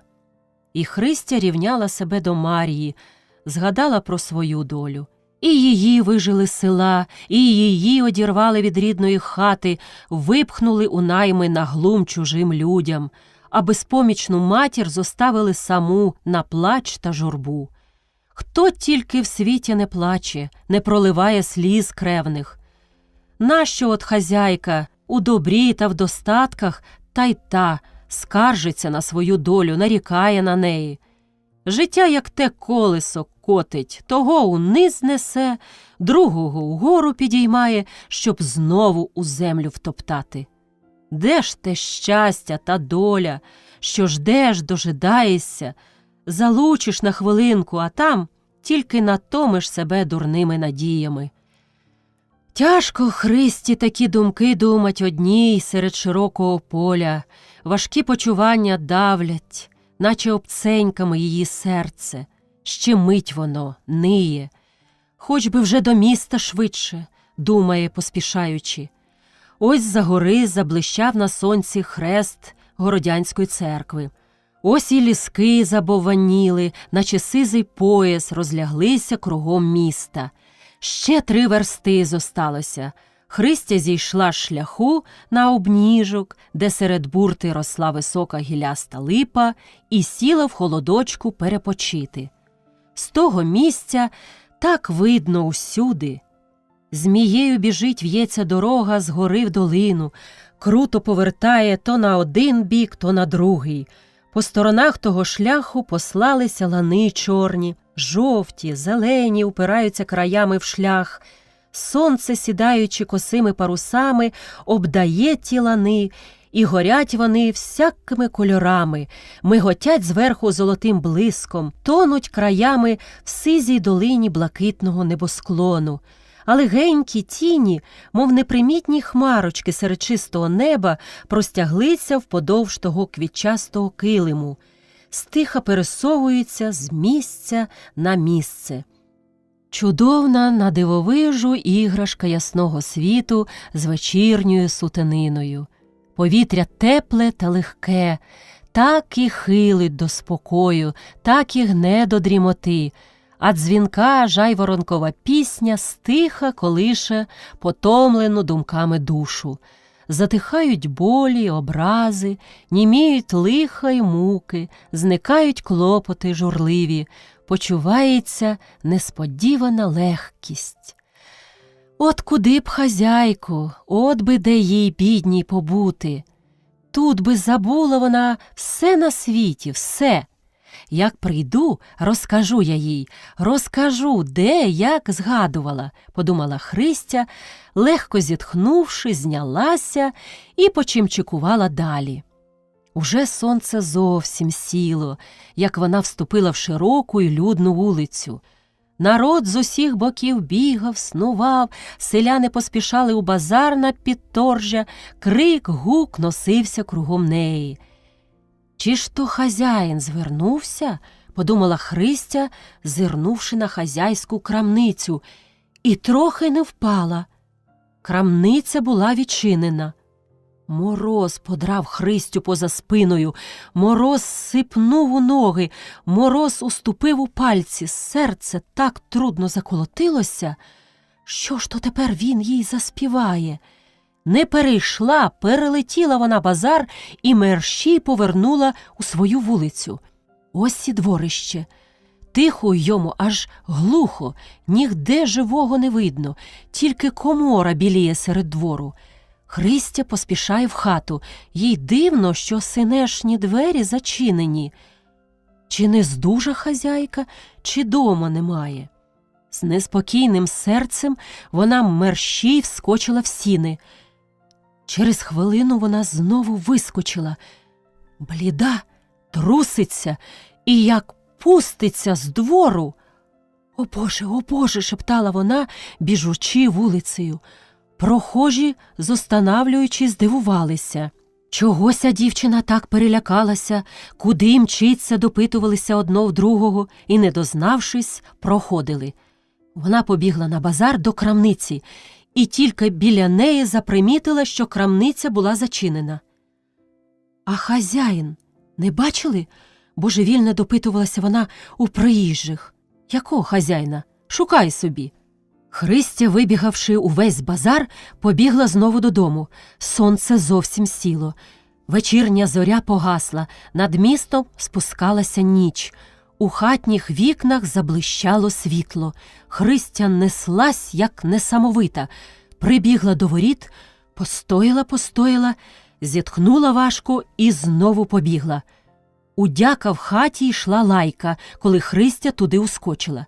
Дячиха аж посиніла, лаючи старого, котрий, затисавшись у куток, щось перебирав нишком. «Здорові!» – привіталася Христя. Їй ніхто нічого не відказав, та вона й не дослухалася. Як божевільно вона кинулась до дячихи. «Пані матко, ідіть до нас, щось з хазяйкою сталося». «З якою хазяйкою?» – суворо спитала дячиха.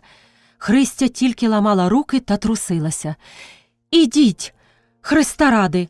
«Куди до вас?» – гаркнула дячиха. «Багато вас у гаспида є. Куди я проти ночі піду?» «Тут недалечко. Зараз до Загнибіди», – насилу знайшлася Христя. «Що ж там у вас?» «Не знаю, пані матко, я була дома, ходила в село. Приходжу у хату, а хазяйка лежать, такі страшні. Боже мій, Боже!» І Христя зайшлася плачем. «Ото він учора звернувся.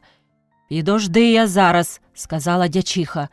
Поти дячиха вбиралася, Христя вискочила у сіни. Сльози давили її, страх трусив усю. В Загнибіди уже світилося в хаті, як вони увійшли у двір. «Мені страшно, я не піду туди». Ідіть ви самі, тремтячи, каже Христя. Чого боїшся, маленька? Скрикнула дячиха, і як та шуліка посунула в хату, Христя за нею. У кухні вони зостали Загнибіду. Похмурий, заложивши руки за спину, він міряв її і вздовж, і впоперек. Свічка стояла на столі і, нагорівши, обдавала хату неясним світом. «І ти вернулась?» – гукнув Загнибіда, кинувши на Христю гострий погляд. Та, зупинившись у порога, так і прикипіла на місці. «А Олена Іванівна де?» – спитала дячиха. «Нащо вам, Олена Іванівна?» «Нужно!» – гостро отказала дячиха і пішла далі в світлицю. Загнибіда узявся за свічку, щоб присвітити. Узяв був у руки, потім поставив, зірвав і, повернувшись до Христі, посварився на неї кулаком, а далі за світло в кімнату. Ясний світ освітив пожовкле лице Олени Іванівни, коли увійшов туди Загнибіда. Вона лежала на спині, схрестивши руки на грудях, як скрещують помершому. Очі в неї були закриті, під очима сині мішки, рот скривлений, зітхання важке, хрипуче. Все казало, то було посліднє змагання життя зі смертю. «Олена Іванівна! Олена Іванівна!» – стиха обізвала її дячиха. Олена Іванівна, не розкриваючи очей, тихо схитнула головою. «І сам не знаю, що з нею», – казав Загнибіда, піднімаючи свічку вгору, щоб ясніше освітити болящу. Кидав здоровісіньку, вернувся, отак, як бачите. І він положив свою руку на її руки. Холоднісінькі. Боляща розкрила очі, глянула на чоловіка і заметалася на постелі. Не буду», – забубонів Загнибіда і одійшов геть. «Ви б за батюшкою послали», – пораяла дячиха. Загнибіда махнув рукою і, опустившись на лаву, схилився головою на стіл. «О, нещастя, нещастя!» – замовив він. У хаті стало тихо, тихо, мов у домовині. Боляща розкрила очі, зводила руками вгору, потягалася. Чорного платка!» – крикнула дячиха. «Очі закрити!» Христя кинулась в кімнату. Хазяйка металася на постелі, кидалась, страшно водила очима. На її шиї, на руках, неначе жаби, порозпиналися чорні плями, набряклі жили, кидались, бились, корчі гнули руки, ноги, боляща стогнала. Дячиха мерщій схопила з себе платок і кинула на неї. Ще хвилину вона забилася під платком, почулося наче шептання, скрип зубів, і зразу все затихло. Трохи згодом зняла дячиха платок. Під ним лежала вже не Олена Іванівна, а бездиханний труп з страшно виріщеними очима. Загнибіда підійшов до нього, подивився і, затрусившись, промовив: «Ти мене покинула! Як же мені самому тут бути без тебе?» Дячиха взяла його за руку і вивела з кімнати в кухню. «А ти біжи до сусід, скликай, хай ідуть обмивати, та забіжи до старого, хай бере псалтирю читати», – наказувала дячиха Христі. Та стояла, як укопана. «Чого стоїш? Біжи!» – гукнула дячиха. Христя, не знать куди й чого, побігла. Через годину найшло жінок, бабів, підтопили в печі, гріли окропи. Христя робила, що їй не казали. Носила воду, таскала дрова, хоч і не пам'ятала того нічого.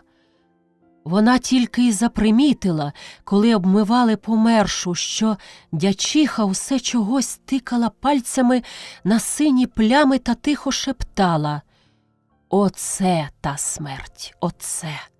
Вона таки не втекла його рук. Жінки мовчки хитали головами. Трохи не опівночі знарядили покійну і положили на столі. Старий дяк став у головах коло ставника і охриплим голосом вичитував псалми. Люди, хрестячись, увіходили, дивились на покійну і тихо виходили знову, мов боялись розбудити її. Всім не вірилось, що вона померла. Молода така, жити б та Бога хвалити, ніт же, шептали знайомі і незнайомі. На Христю як найшло що. Безпам'ятна, наче з угла прибита, вона вешталась поміж людьми, поки на неї дячиха не крикнула: «Чого ти тут тупцюєшся? Ішла б собі куди-небудь!» Мов п'яна, Христя вийшла на двір і сіла на рундуці. Повз неї входили в хату і виходили люди, часто об неї черкались, а вона не чула, наче окаменіла. Схиливши голову, сиділа вона і слухала, як там у неї серце, замираючи, стука. «Це ти сидиш?» – почувся над головою знайомий голос. Христя глянула, перед нею стояв Загнибіда. «Чуєш, тільки слово кому не животітимеш», – прошептав він і пішов з двору. Христя мерщій втекла під комору. Ніч була хоч і зоряна та темна, як бувають весняні ночі.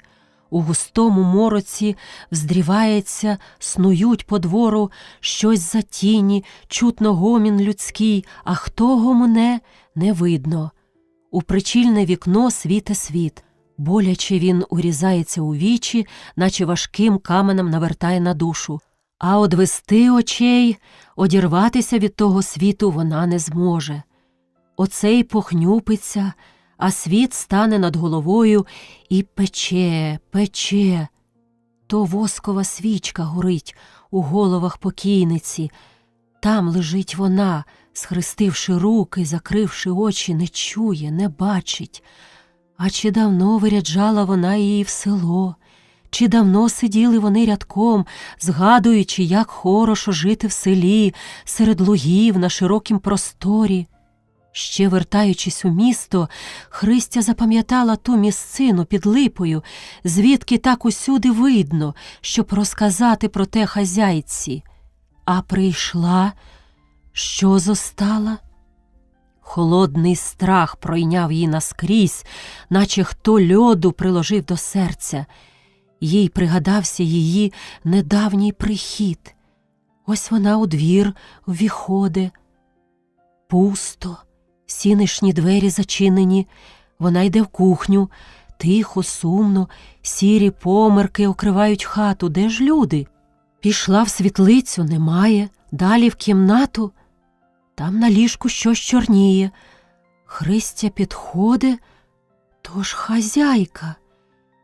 Бліда та біла, мов з крейди вистругана, одні очі горять, тліють, мов роздута жарина. Що це з вами, нездужі?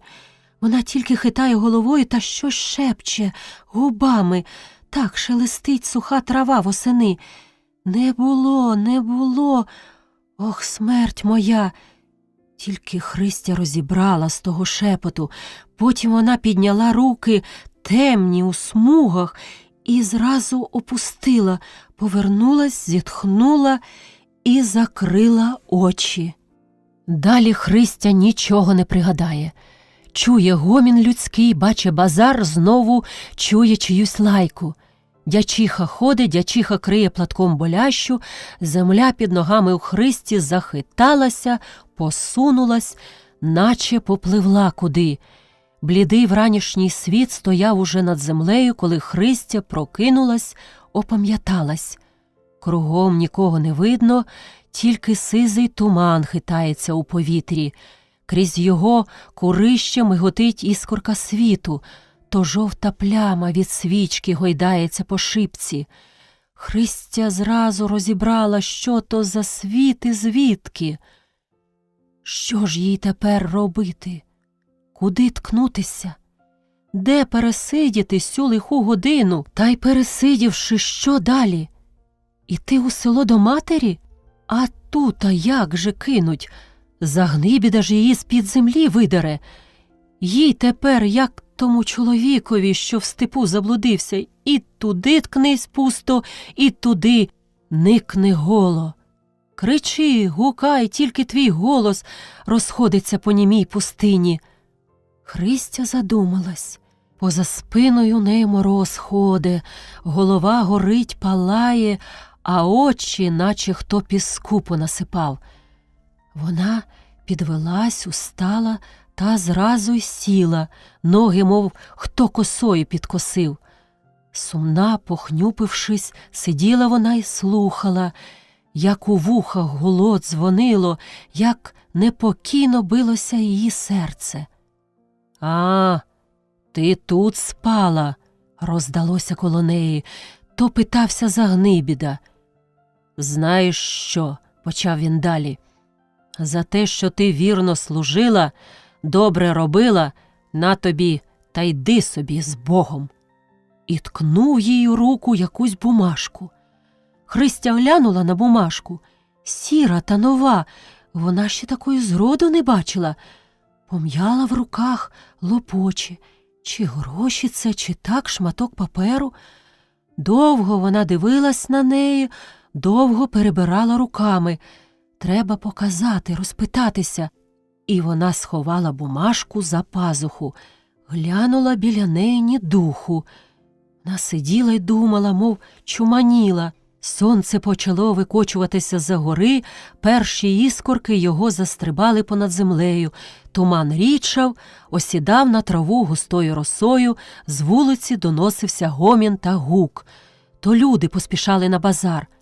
«Справді, чого я тут сидітиму?» – подумала Христя. «Розщо дано? Піду в базар, може, кого селян побачу, упрошуся, щоб підвезли додому». І, підвівшись, вона тихо вийшла з двору. На вулиці чогось її страх напав. А що, як кинеться Загнибіда та верне її знову? «Мерщій, мерщій, утікай, Христе, додому!» І глухими вулицями, обминаючи базар, вона подалася з міста. Розділ 7. Уже цілий тиждень живе Христя в селі і ніяк не позбудеться свого неспокою. Смерть хазяйки Марої стоїть перед її очима, її жовте тіло з чорними синяками, її мучене лице з страшенно витріщеними очима повсякчас привиджується їй, коли вона одна зостається в хаті. Христя боялася сама зоставатись. Іде мати куди, і вона за нею. А настане вечір, вона із матір'ю боїться. На вулицю до дівчат і не кажи. Уже Горпина з подругами з усіх боків забігала, не йде. По селу пішла чутка, що воно щось та значить. До того Пріська якось раз понуждалася в грошах і попрохала Карпа розміняти їй ту бумажку, що принесла Христя. «Та це аж 500 рублів!» – скрикнув Карпо. «500? – здивувалася Пріська. «500? Це великі гроші. Де такі гроші Христі взяти?» І важкі думки обняли її серце. «Де се ти взяла сі гроші?» – прикро дивлячись на дочку, спитала вона Христі. «Хазяїн дав?» І Христя розказала, як то було. Пріська держала бумажку, пильно дивлячись на дочку, і не примічала, як та бумажка тріпалась у її руках. «Ти брешеш!» – суворо гримнула вона і ще прикріше подивилася дочці у вічі, наче хотіла подивитись їй у саму душу. Христя змінилася в лиці. «Що це? І мати не вірять?» «Це знаєш скільки?» – пита Пріська. «А по чим я знаю?» – відказує неспокійно Христя. 50 рублів. Де ти взяла?» – пристає мати. Христя заплакала. «Боже, і ви не вірите мені!» – скрикнула вона. «Недаром ті гаспицькі гроші, наче огнем пекли мене. Недаром я не хотіла їх брати. І сама не знаю, як вони опинились в моїх руках. Та я вірю, тільки дитино моя, з плачем уже почала Пріська. Такі гроші дурно не достаються. Оп'ять же і смерть та. Не занапастити своєї моєї голови, заплакала мати. Христя не знала, що казати матері, про що це вона натякає їй. Хай мене Бог поб'є, коли я крала, тільки й отказала Христя. Прісці жаль стало дочки. Ні, вона не така, думалось їй, і забреде таке в голову. Дитина ж, зовсім дитина, дивлячись, як плакала Христя, жаліла Пріська. Скоріше всього, хазяїн помилився. Хіба йому мало було клопоту біля померлої? Певно, помилився. Не буду я міняти всіх грошей, заховаю. Може, він, як прийде до помки, кинеться, тоді віддам йому. Нащо нам такі гроші? Чоловік помилився, а ми затаїмо? Господь з ним, з його грошима, і то гаразд, що Христю отпустив до строку. І Пріська, хоч їй нужда була в грошах, не пішла міняти їх, а заховала глибше в скриню. Здається, кому б знати про ті гроші? Отже, Карпо не витерпів і в шинку похвалився, які то добрі заробітки в городі. Люди зразу підхопили ту чутку, і полетіла вона стрілою від хати до хати, з одного краю села до другого. От і піди ти з Притиківною. За такий невеличкий час та таку силу грошей принести. І то ж тільки одну бумажку показувала, а Бог його знає, може в неї з 10 або й того більше. Дивно тільки, як вони легко добулися. Не було ні шеляга, а це зараз така сила. Тут щось не так, тут щось та є, гомоніли між собою люди. Що є? Я знаю, що є. Украла або... Там у городі на таких огрядних ласі, казав Супруненко. Дивись, коли дядько Грицько не одгадав, піддержували чоловіки. Це значить, на легкі хліба піти? Спитався один. Та воно щось підхоже, додавали жінки, бо недаром вона нігде не показується. Бігали дівчата, закликали на вулицю, не йде. Смутна чогось, побивається усе за хазяйкою, що вмерла. Чи не помогла лише вмерти? Підструнчував Грицько, усміхаючись. Розділ 8. Де смерть моя ходе? Де вона поділася? Одно голосила Пріська, молячи у Бога до вічного odpoczynku. Їй уже тепер усе зневірилося, спротивилося. Одна була надія, одна утіха, що держала її на світі, красила злиденне життя. Тепер і та надія її одурила, наробила такого клопоту, такої слави. Її кров, рідна кров, на таке пустилася, чужу душу загубила, так кажуть люди. Того допитувалася у неї Становий, перекидаючи та перериваючи усе в хаті, щоб знайти яку-небудь ознаку. Хоч у неї більш нічого не знайшли, окрім тих проклятих грошей. Та де тим і грошам узятися? Певне, воно щось тут є. Христя каже, хазяїн дав. Коли б же не заборонили їй з нею бачитись, вона б допиталася, що воно за гроші, де взялися. Вона б крізь очі у саму душу продивилася дочці, у саме серце. А то... Христю на другий день погнали в місто, а з нею тільки дозор зняли, бо не знайшли нічого такого, щоб і її до того діла в'язало, хоч Грицько й гукав. Та й стара не без гріха, певно, сама й підсунула доці такого зілля, та мовчить, запекла. Пріська мовчала, словом не обізвалася. Що їй казати? Єдина у неї тепер утіха домовина, єдине бажання скорішої смерті. Боже, де смерть моя ходе? Пошли її скоріше. Здіймаючи руки до Бога, одно голосила вона і не переставала. Минуло 3 дні. 3 дні сліз та лементу, 3 дні неутішного горя й плакучої скорботи. Пріска не пила, не їла, за ті 3 дні і світу білого не бачила. Що було учора, те й сьогодні, те й назавтра, ні сну, ні відпочинку, одні гіркі сльози. Устане ясне сонце і зайде, і знову встане, а Прісці і не впримітку. Як злізла на піл, послухавши панька, як скорчилась після його розмови, так ні злазила, ні розправлялася. Від сліз світ у очах померк, від лементу голос спав і уха заложила. Вона не бачить нічого, не чує навіть свого охриплого нелюдського плачу. Зовсім у домовині, глухій тісній ямі. От тільки ще серце б'ється та думка, що жива вона ще гвістком стерчить у голові. І нащо? Коли б могла, вона б те серце своїми руками задавила, щоб воно навіки затихло. А думку, немає волі над нею. Хоч би ніж такий гострий, щоб тільки чирк, та й капут відразу. Або диму, чаду страшного, щоб та думка сама в диму задавилась.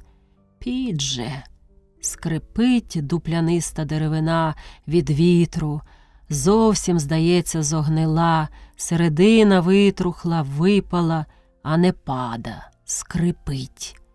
Так Пріська скрипіла, за ті 3 дні її не узнати.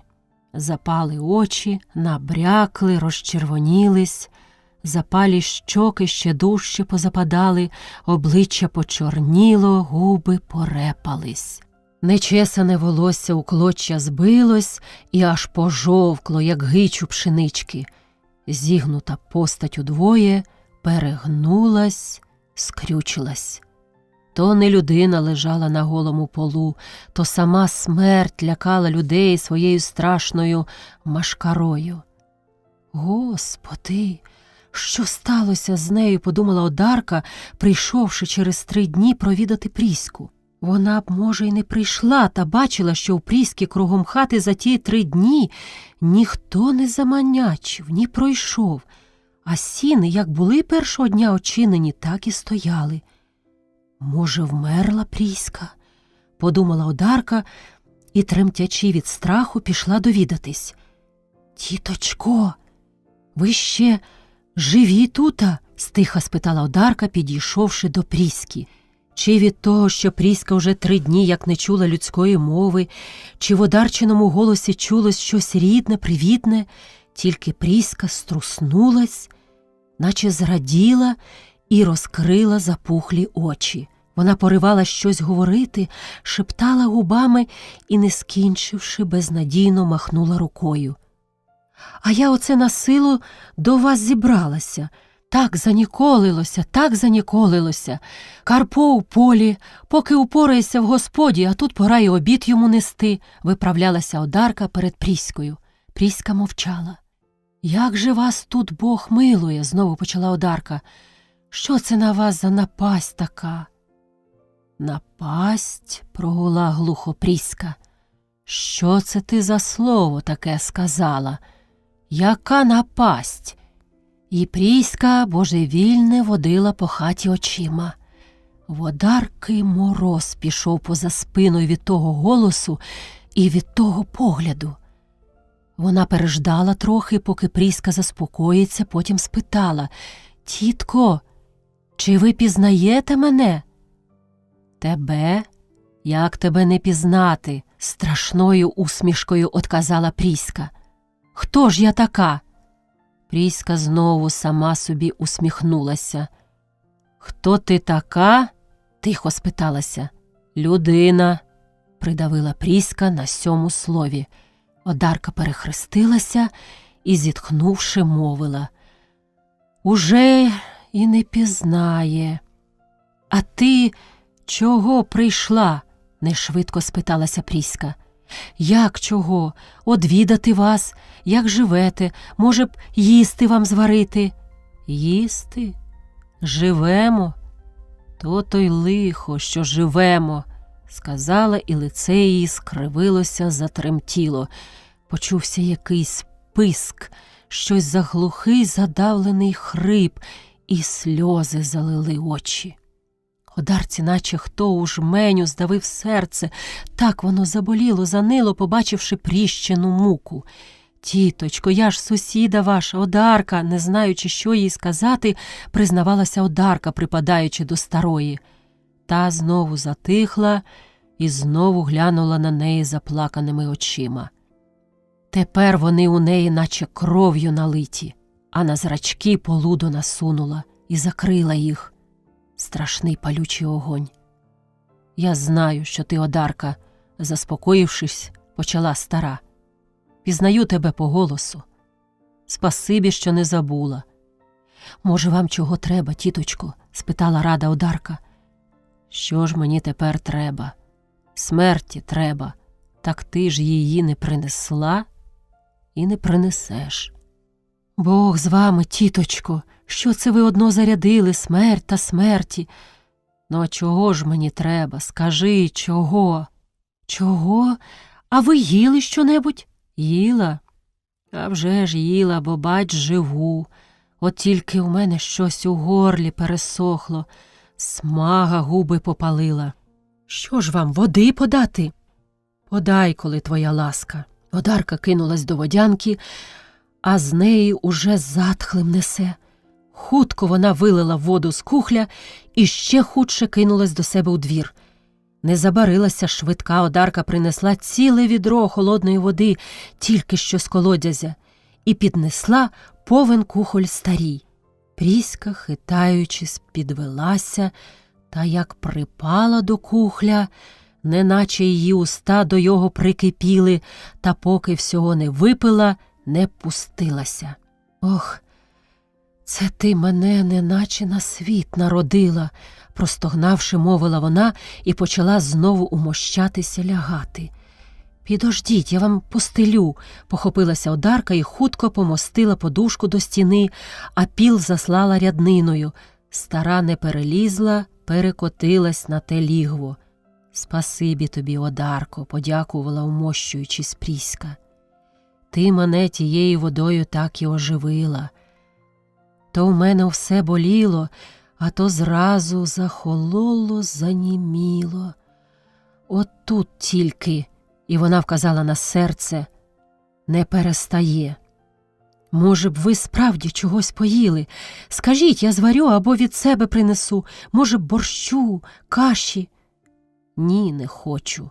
Стара задумалась, заплющила очі. Сон її розбирав, чи неміч очі закривала. Одарка, побачивши, що стара дедалі почала забуватися, попрощалася і пішла. Хай засне трохи, спочине, може, й подужає. Слаба стала, недовго вже видно їй тут плутатись, думала вона, вертаючись додому. «А що? Що застала?» – спитав її Карпо. «Що?» «Багато, як ще хоч 3 дні протягне».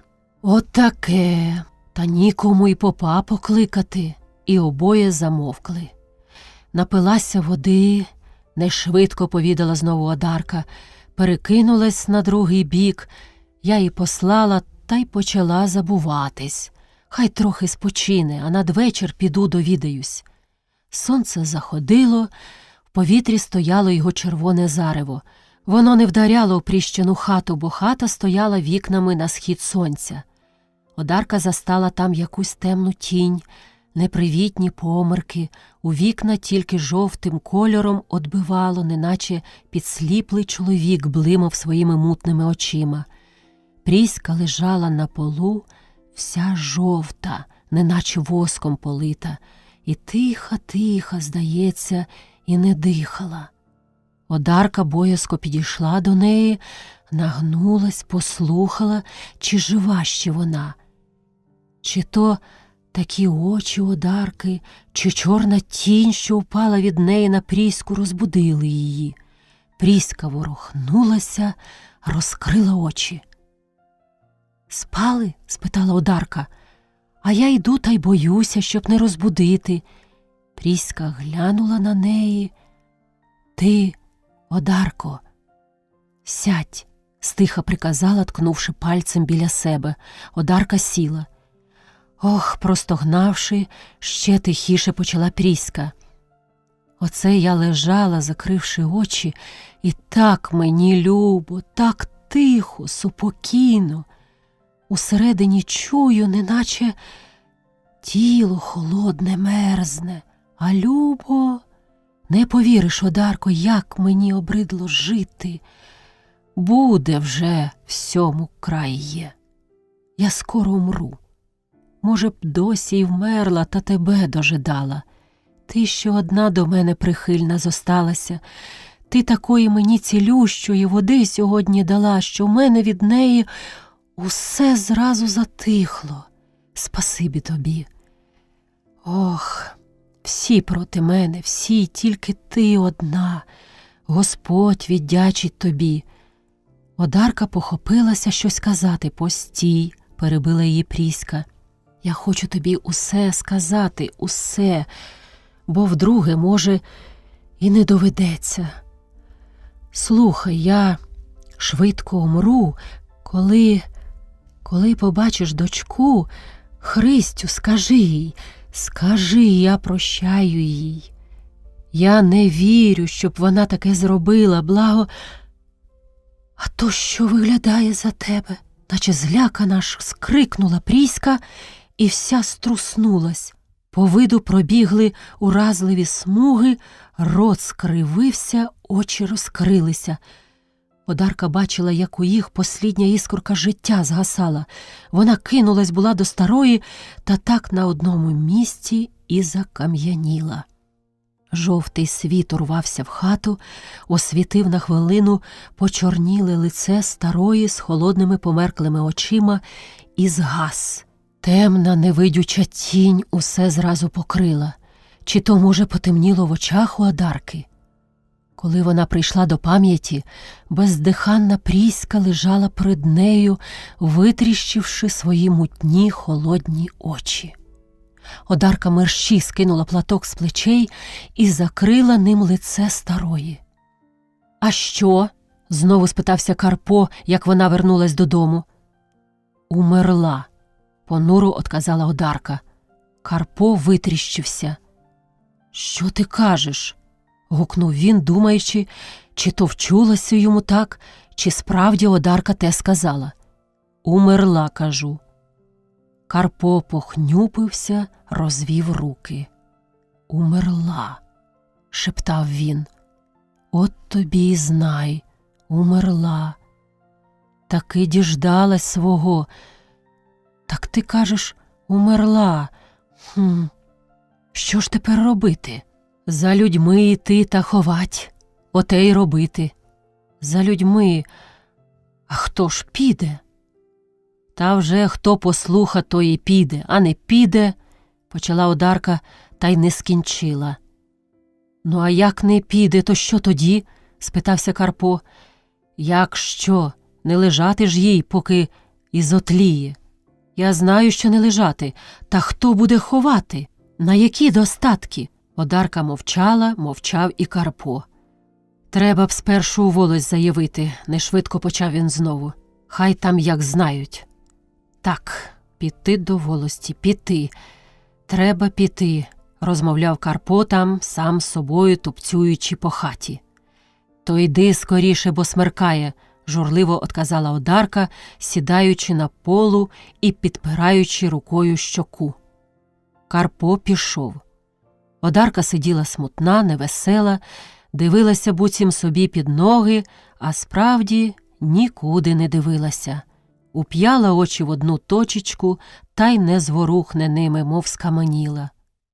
Дітвора, зачувши розмову матері з батьком, затихла, боязко поглядаючи на матір. «Умерла», – тихо-тихо прошептала Олена, повертаючись до брата. «Хто умерла?» «Цить, бач, матуся журяться», – одказав той сестрі, і знову обоє помовкли. Дедалі все більше смеркалося. Тиха тінь темної ночі піднімала своє чорне крило і розпросторювала усюду темноту. На дворі ще носилося жовте зарево згаслого сонця, а в хаті було зовсім темно. Одарка сиділа в тілі темноти, важкі думки морочили їй голову.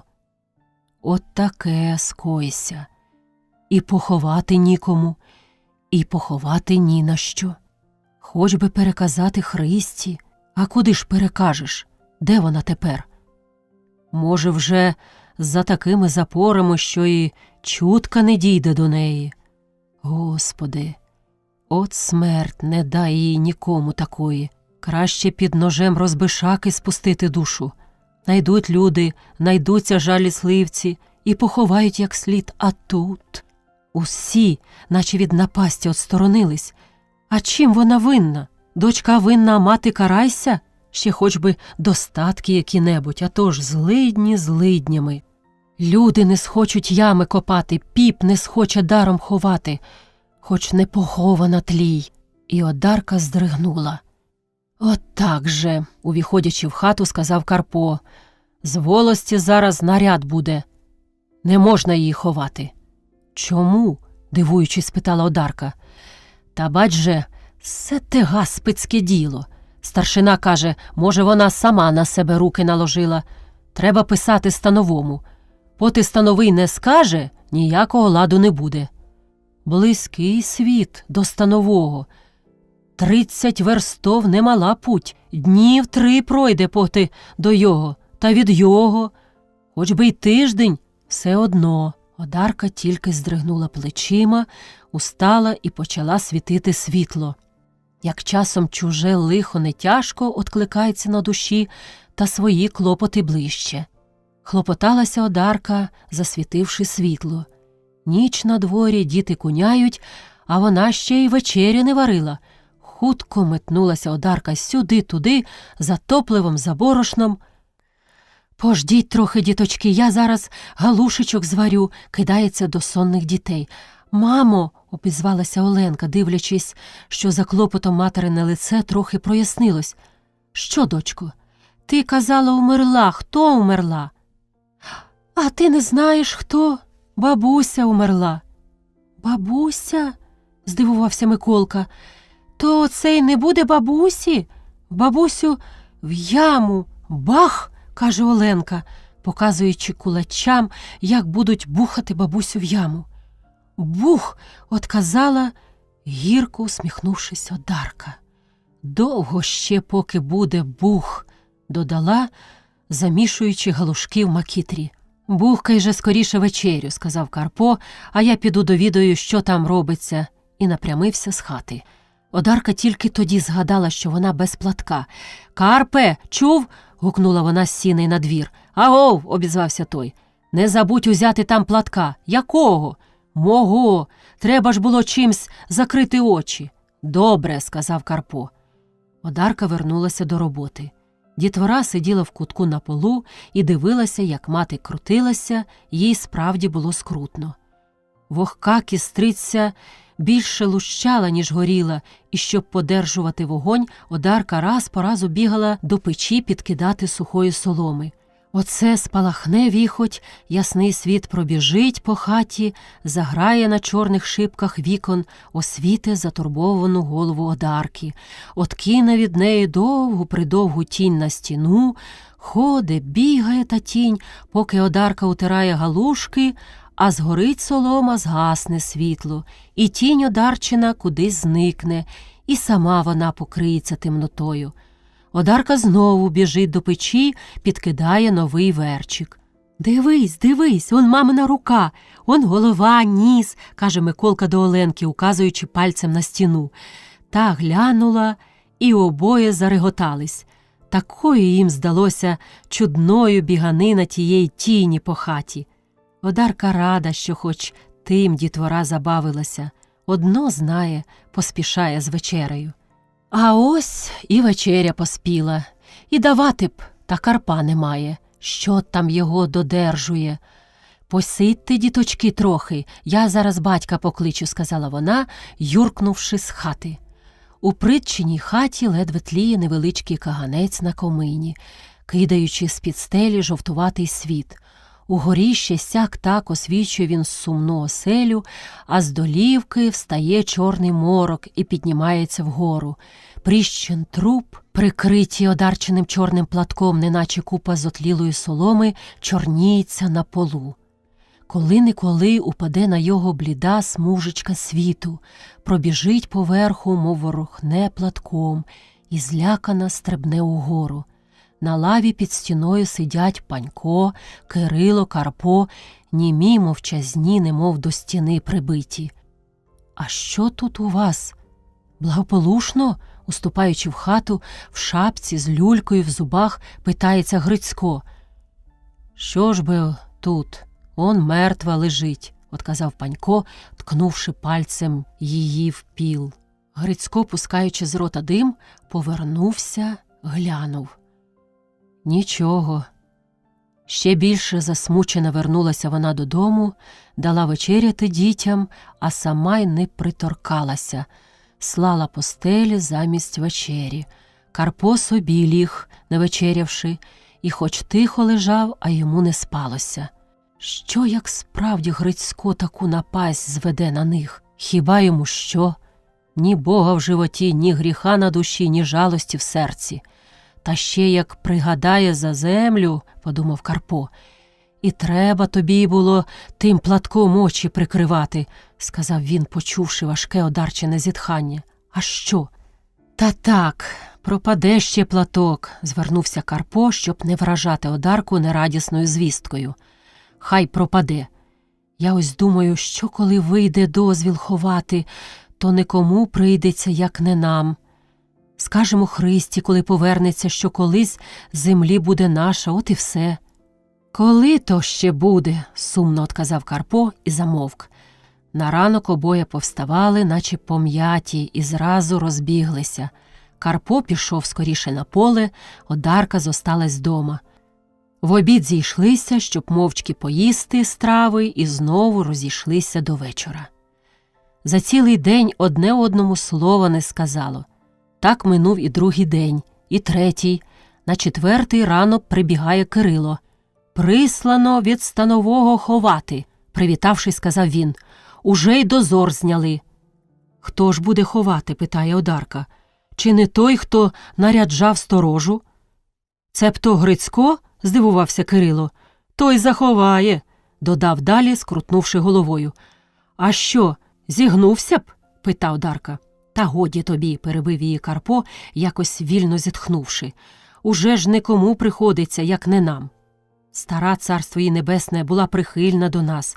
Гріх нам буде не знарядити її на той світ.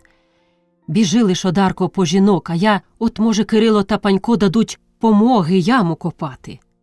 «А чому ж можна?» – згоджується Кирило. «От і добре, уже пообідаємо разом», – додає Карпо. Одарка зразу кинулась на село збирати жінок, бабів, а Карпо з Паньком за заступи та на цвинтар. Кирило зостався у Карповому дворі труну з дошок збивати. Як не клопотались, як не билися, не кидались сюди та туди Карпо з Одаркою, щоб скоріш порядок умершій дати, та ніяк того діла в один день не скінчиш. Багато заходу. Стару обмили, нарядили і положили на столі. Одарка сама хрест виліпила з воску і свічку засвітила в головах. Тліє та свічечка, кидає жовтий світ на почорніле лице вмирущої. У хаті тихо, ніхто не читає над покійницею, тільки старі бабусі кругом обступили стіл, і хіба яка закашляє або перехреститься, шепчучи тихо молитву, і тим зворухне незамутну німоту. А на дворі рай. Сонце, наче панна у пишному одязі, розгулялося, розігрілося, сонячні паруси так і носяться в прозорому повітрі, так і прищують золотими стрілами, гнуться, ламаються, осідають іскорками на пишну убрану землю, на розкішні вкриті листвою садки. Пташки лящать, теркотять, співають, щебече соловейко і своїм голосом криє цьомкання кропив'янки, кує зозуля, а її перебиває криклива іволга, гудем сумно одут, а горлиця ще жалібніше туркоче, цвірінькають джикуни-горобці, а до їх з високої високості, неначе срібний дзвоник, доноситься жайворонкова пісня. Рай, та й годі, все живе, радіє, шматочок того раю забігає у пріщину хату. То сонце ускочило у вікно, забіга зайчиками по стінах, по долівці, то пташина пісня долетить у розчинені двері. Шкода, що ніхто того не бачить, ніхто того не чує. Сама господиня навіки заснула, а її товаришки німують кругом неї. Не додивлялися до світової краси Панько й Карпо, працюючи над глухою домовиною. Вони поспішали з роботи та поспіли, коли вже почало сонце сідати. Разом з ними поспів і Кирило, одливши труну немов на заказ, хоч і соснова та вистругана гладенько, вигинблювана по-столярській. Вона здавалася неначе з жовтого каменю витисана або з воску вилита. Так її пільно пригнав Кирило. Увечері Карпо збігав до батюшки і за полтинника вимовив нари Христа. А запечатати батюшка обіцяв зайти на цвинтар, бо однак він живе недалечко від його. На другий день збиралися ховати. Як найраніше збирайся, а все день згаяний пропащий. Була саме субота. Карпо і Одарка порішили ховати впівдні. До того часу можна з варевом справитись. День, як і вчора, випав ясний, погожий, сонце аж пече, пташки щебечуть. Після снідання почали збиратися люди. Чимала купка зібралась. 6 чоловіка труну треба нести, одного з хрестом, 5-6 бабусь стареньких придибало провести покійницю, тихо сплакнути. Десь 2 сліпці узялося з проводирем, і проводирю знайшли роботу – нести коливо. Тихо потяглася процесія з Пріщиного двору через майдан, повз церкву на кладовище. Попереду хлопчик з коливом, за ним Карпо з хрестом. За хрестом нога в ногу 6 чоловіка несуть нари з труною, закритою покрівлею до половини. У головах Одарка сумна невесела, за нею купкою бабусі шкандибають. А на самому кінці 2 сліпці, забравшись за руки і піднявши голови вгору, бережно виступають, розмахуючи перед себе довгими ціпками.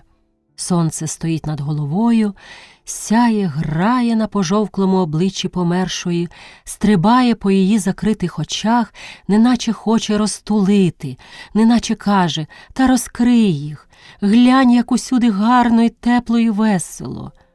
Шкода праці. Трупа тихо колишиться під рівною ходою 6 чоловіка, а разом з труною і Пріщин труп хитається, немов журиться, що прийшлося світ покидати. «Стій!» – хтось сказав з-під труни, коли наблизились до церкви. Усі стали. Чоловіки спустили бережно нари з плечей на землю, щоб передихнути. «Поти спочинемо, може б хто хоч 3 ударив дзвона», – сказав Кирило. «Та хоч і я», – обізвався молодий чоловік з чорними вусами і кинувся до дзвіниці. Гучно, зично загув великий дзвін з дзвіниці і розкотився в повітрі. За ним тихо зателенькала на величкі дзвоники, немов маленькі діти заплакали за своїм старим батьком по помершій матері. Усім стало сумно. Люди, зачувши дзвони, захрестились, замолились. А то, хто по шляху в село трохи не підтюпцем біжить, поспішає і прямісінько чеше на купку людей, що стовпились біля труни. Личко молоде, дівоче, залите слізьми, пробите пилом, зажурене, засмучене, Ось-ось уже недалечки від купки біжить, прожогом кидається між людей. Ось уже й біля труни. Глянула. О, моя матінко, моя голубонько! Роздався уразливий викрик тонкого плакучого голосу над людськими головами. Та це Христя! Вона! Разом скрикнуло кілька людей, і всі витріщились. Христя припала до труни і страшенно залементувала. Її гіркий плач покрив гучний гук дзвонів. Аж ось вони зовсім затихли, а в повітрі осталося різуче Христине голосіння. Годі, годі, одведіть її від труни, візьміть за руки та одведіть, гукають чоловіки на бабів, наміряючи знову труну підняти. Довго силкувались, поки Христю одірвали від труни, так вона вчепилась за неї. Одарка з бабусею узяли її під руки і тихо вели за труною. Христя, здається, нічого того не примічала, ідучи, одно голосила, викрикуючи жалібні слова, проливаючи їх ще жалібнішими сльозами. Страшно й тяжко було слухати той нестямний крик гіркого плачу. Одарка собі плакати, бабусі зітхали, чоловіки, неначе їх хто підганяв, зразу поспішили, декотрі втирали зайвою рукою необачну сльозу, що туманила очі. Повернули вулицю. Якраз треба було йти повз Грицькову хату. Донесли до його дворища. «Стій!» – роздалося спереду. Христя вирвалась з Одарчиних рук і знову припала до труни. Непевний лемент її знову заходив, забунтувався. Народ з дворів вибіг довідатись, кого несуть, подивитися, кого ховають. Вибігла Хівря, стала коло воріт і перехрестилася. Вибіг Федір та, глянувши, подрав мерщій кудись городом. Виплив і Грицько. «Де вона в гаспеда взялася?» Перше було його слово, забачивши Христю. Потім він підійшов до труни, узяв Христю за плече і спитався: «А ти відкіля се причимчикувала?» Христя одно тужила, одно голосила. «Де взялася, питаю?» Грізно гукнув Грицько, рвонувши Христю за плече. Рука його струснула, і він поточився. «Та не займай її, хоча тута!» – обізвалася Одарка, забачивши, що Грицько намірявся знову Христю за плече піймати. «Господи, оце невидане! Уже б не прийшла, коли б не пустили! Та дай їй хоч матір провести!» – умішалося кілька чоловіків. «Уже ж коли втекла, не дінеться, тут буде!» Грицько оханувся й мовчки одійшов від труни. Чоловіки одвели Христю, вхопили нари і знову помчали. Христя знову затужила. Охриплий її голос то гув, неначе перервана струна, то тонко-тонко, як вилясок, підіймався вгору. Грицько не заспокоївся. Він все-таки думав, що Христя втекла, аж поки не прийшла у волость бумага. Цю її зовсім випущено. «Таки викрутилась», – мовив він, чухаючи себе поза вухом.